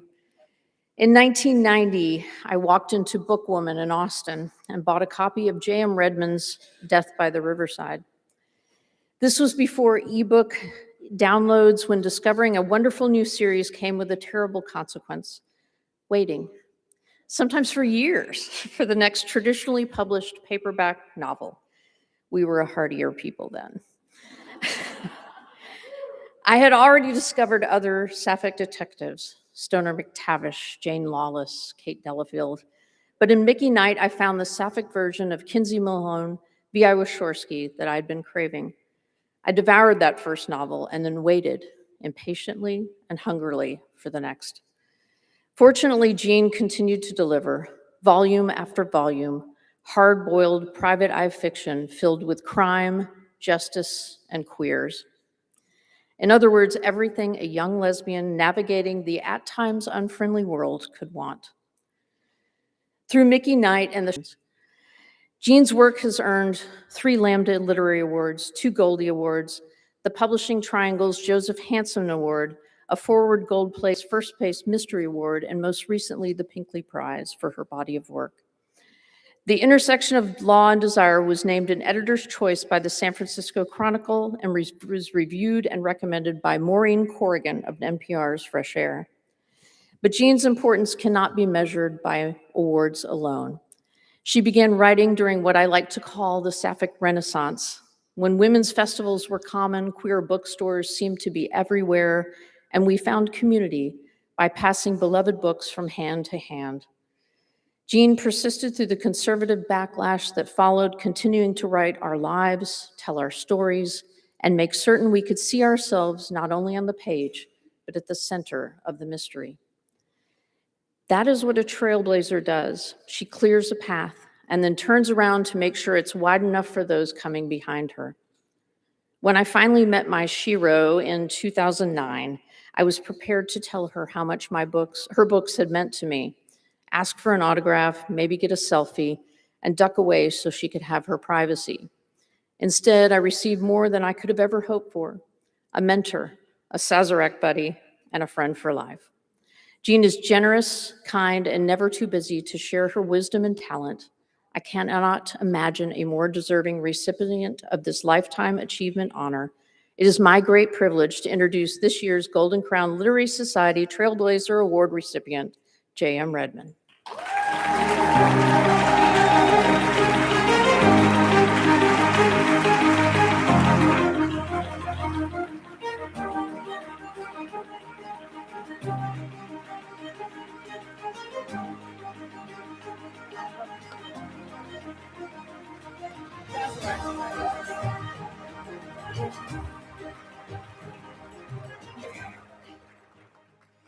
All right, thank you, Carson.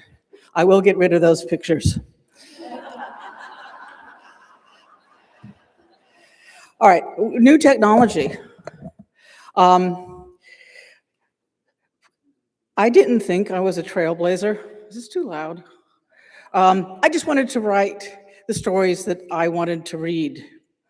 There were many writers before me, like Sarah Paretsky, who told me that women could walk the mean streets.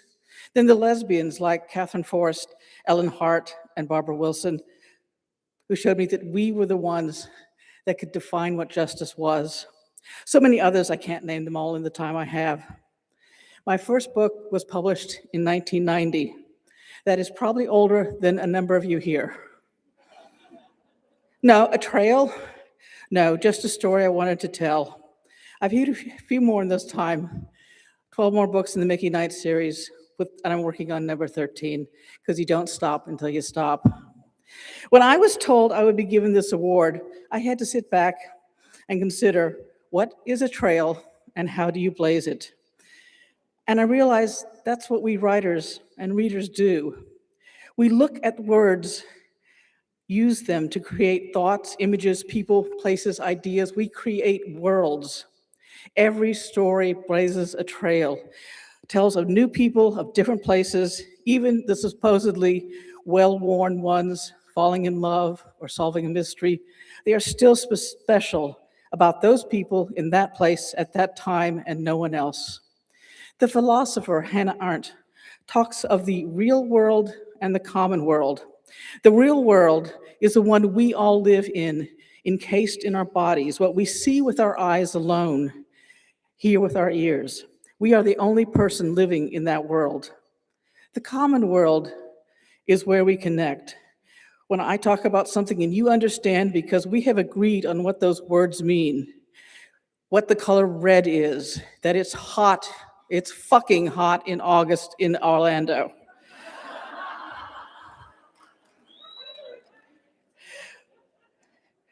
How do we navigate from this locked-in place that only our minds know to reach out and communicate with each other? We tell stories. We create people and lives and worlds. We enter the real world of our characters and bridge that into the common world where our readers join us on the journey, on the new trail. Every story blazes a trail. I'm lucky. I wanted to tell my stories at a time when I could tell my stories. There were the small independent feminist presses willing to publish books like mine, a number of women in queer bookstores willing to sell the books, a time when it was possible, denied to so many others. That's the thing about blazing trails. None of us does it alone. If I'd written my books 30 years ago, I probably would have had to kill off all my lesbian characters. And that makes it hard to do a series. But other people have blazed trails. The booksellers, the publishers, the librarians, the people who made it possible. Now, I may be getting this award, which is nice, but all of you are trailblazers, using those 26 letters to create people and worlds. You know, the non-binary vampires, werewolves who breathe fire. Anything is possible. We, you, I, everyone here, we create possibilities, new ways to see the world by the simple, defiant act of telling our stories as if they deserve to be told, deserve to be read, deserve the space on the bookshelves, in the libraries, in the reviews, in a world that too often does not include us. I want to thank you for all the trails you have blazed and will continue to blaze, and I want to thank you for this award.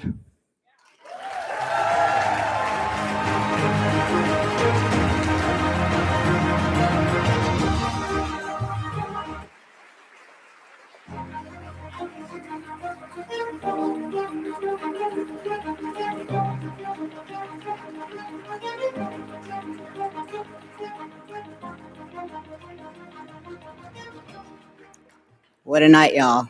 Congratulations. It's been a great night. Georgia? Yeah. Where are you?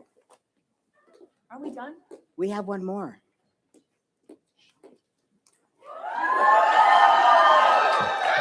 Sorry. It's okay, it's okay. Oh, yeah. All right then. Yeah. I'm back. It's never too early to. Cheers to you winners. Cheers. Excellent. Hold on. Yep. It's 9 o'clock. It's 9 o'clock. That means like an extra hour of partying. Dancing. Yeah. We have the business of the The Bannon Popular Choice Award. Please welcome this year's presenters, Lynn Ames, A.G. Noyes, and Anna K. Wren.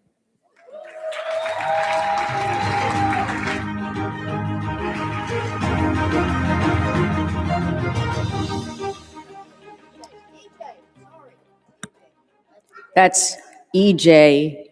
Noyes. If my dear friend Ann Bannon were here herself, what she would tell you, looking at all of you in this room, is how proud she is of all of you. for continuing her legacy of storytelling, of bold, brave, courageous, out there, lesbian, gay, queer, trans, beautiful fiction and nonfiction. Any way we tell our stories that make sense of the world in which we live. So on Anne's behalf, I'll tell you, we're all proud of you. Keep telling your stories. It's the most important, most courageous thing you can continue to do in these times.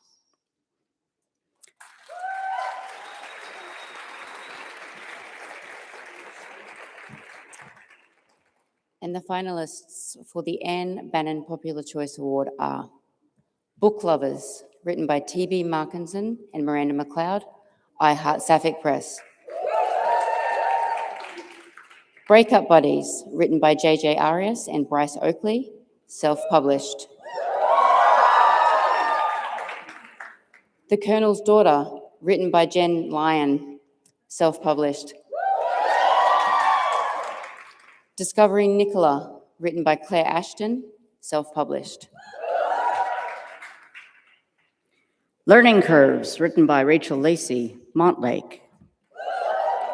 Number 6, written by Lee Winter, Ulva Publishing. Shifting Nature, written by Jay, Ulva Publishing.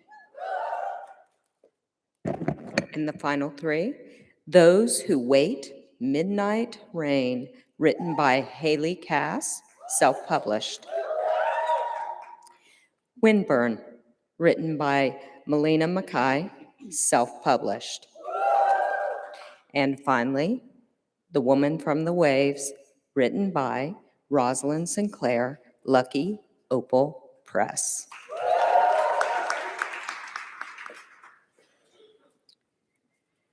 And the winner of the bronze medal for the 2026 Anne Bannon Popular Choice Award is Discovering Nicola, Claire Ashton, self-published.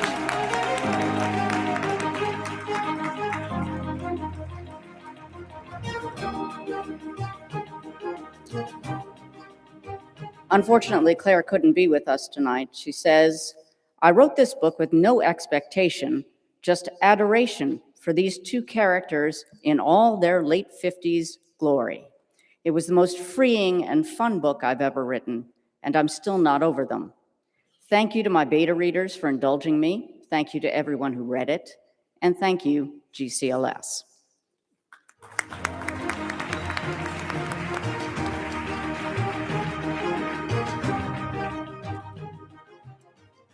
And the winner of the Anne Bannon Popular Choice Silver Award is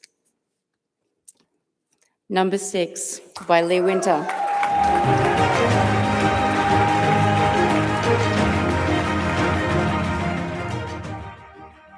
There's some pronunciation notes here, but Lee, I promise I speak Australian, so you'll be okay. People say lesfic readers only want hot, young, perfect protagonists. Then again, people also say cats don't hold grudges. Don't listen to people.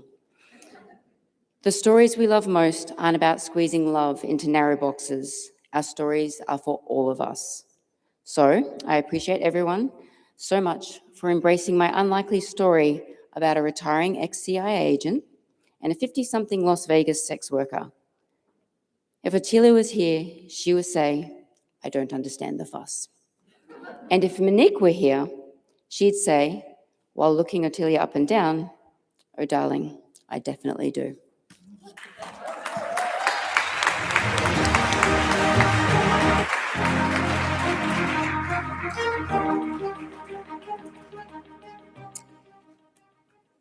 And the winner of the Anne Bannon Popular Choice Award Gold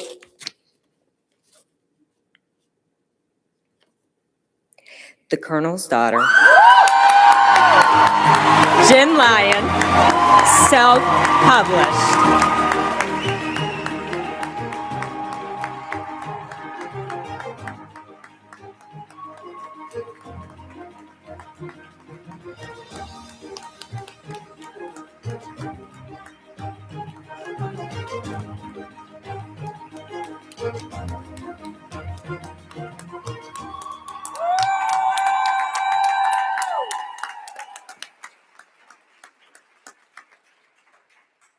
Okay, well, we've already established that I am not a public speaker, and I didn't. I've spent the whole night worrying about how to pronounce Ulva Publishing during Abby's and my award presentation. So, oh dear. Okay, well, so I guess I basically didn't expect to be here. I was actually getting ready to get undressed. I mean, I wrote down a list of friends. That was basically as far as I got to any thoughts on tonight. And first, I have to thank GCLS because I have to say that in my life, I have never walked into a room and felt like I belonged. And this organization has given that to me. I've never met a community like this one. And I've never been embraced, and I mean, and that goes for anything in my life, sports and horses and my author career, and everybody here has been, I don't know, like I've made my best friends here and lifelong friendships, and so to GCLS and Betsy, I value so much of what you do, and I know the hard work that goes in here, and I can't say how much I appreciate that. So thank you.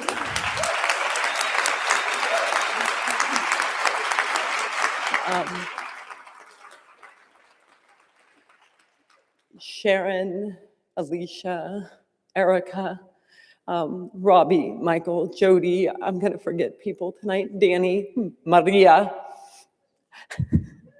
Aaron, you guys have been my rock and my foundation, and you guys have supported everything I have done.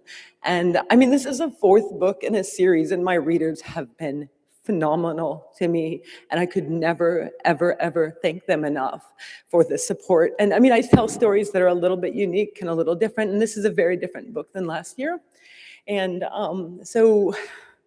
I mean, it's a fourth book in the series, but I put my entire heart. I spent 14 months writing this book, and I traveled to Oxford twice to try to get it right. So needless to say, it may be a prequel, but it's my favorite in this series, and this series has given me everything in my life. It's my full-time job now, and oh gosh, I think I forgot people to mention, but anyways, basically, Abby, thank you for bringing these stories to life for me. I wouldn't want to do that with anybody else, and you are incredible, and I'll sing your praises forever. My mom and dad, they're in their 80s, and I really doubt they actually got to figure out how to work the YouTube link at home, but if you guys are listening, yay, I mean, we did it. And my ride or die, and the love of my life, I love you, Donna Smith-Lyon, and thank you for everything that you do for us. So, thank you.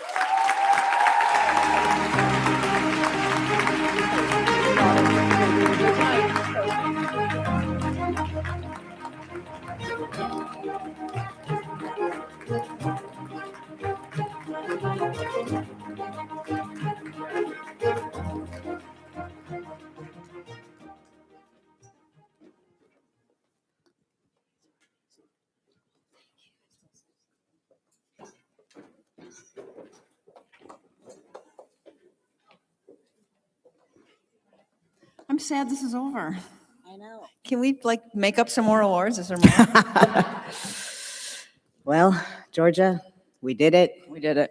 Only threw up 3 times. I know. Awesome. We only lost a few clothes. We'll get We it back, only I'm messed up sure. once or twice. We did all right. We did okay, I think right? so. I think so. I'm so nervous. This was fun. You guys have been amazing. I'm going to be the one to announce that the worst kept secret in the world, we will see you next year in Portland, Oregon, going to the West Coast, which is going to be hard for me, but it's okay. It's okay. You guys come to this side all the time, so it's time to go over there. Exactly. I just wanted to say a couple of things to close it out. Were you going to sing Creep? No, but I'm probably gonna cry, so I'm sorry. It's all right. I'm right here for you. Thank you. I just wanted to say that just thank you for the honor of being this one's co-host. It's been amazing. I read her books when I was, 10 or 12. No, we're the same age, y'all. We're the same age, so. I'd like to point out that the winners of some of these books all have like their 50+ lead characters, so I'm happy. That. Love that. Love that. But yeah, I keep thinking about something that Anna Hartnett said on Making Lee's podcast, and that is friendship is a type of romance. And here I go. It's okay. We got you. I'm always in awe of how nourished I feel and sustained by all of your friendships, the relationships that I've built over the last 5 years, 6 years. It has literally saved my life. There's a few in this room that gave me the courage to transition. And then after that, you guys still accepted me. And it's been nothing short of a miracle. You really have saved my life. And I want you guys to take this energy and this love that has been present this entire, weekend, and let it sustain you, let it nourish you until the next time we meet again. Take it home with you. Yeah. Thank you all. Thank Let's you. party. Let's party. Fucking party. Sorry. Oh, yeah.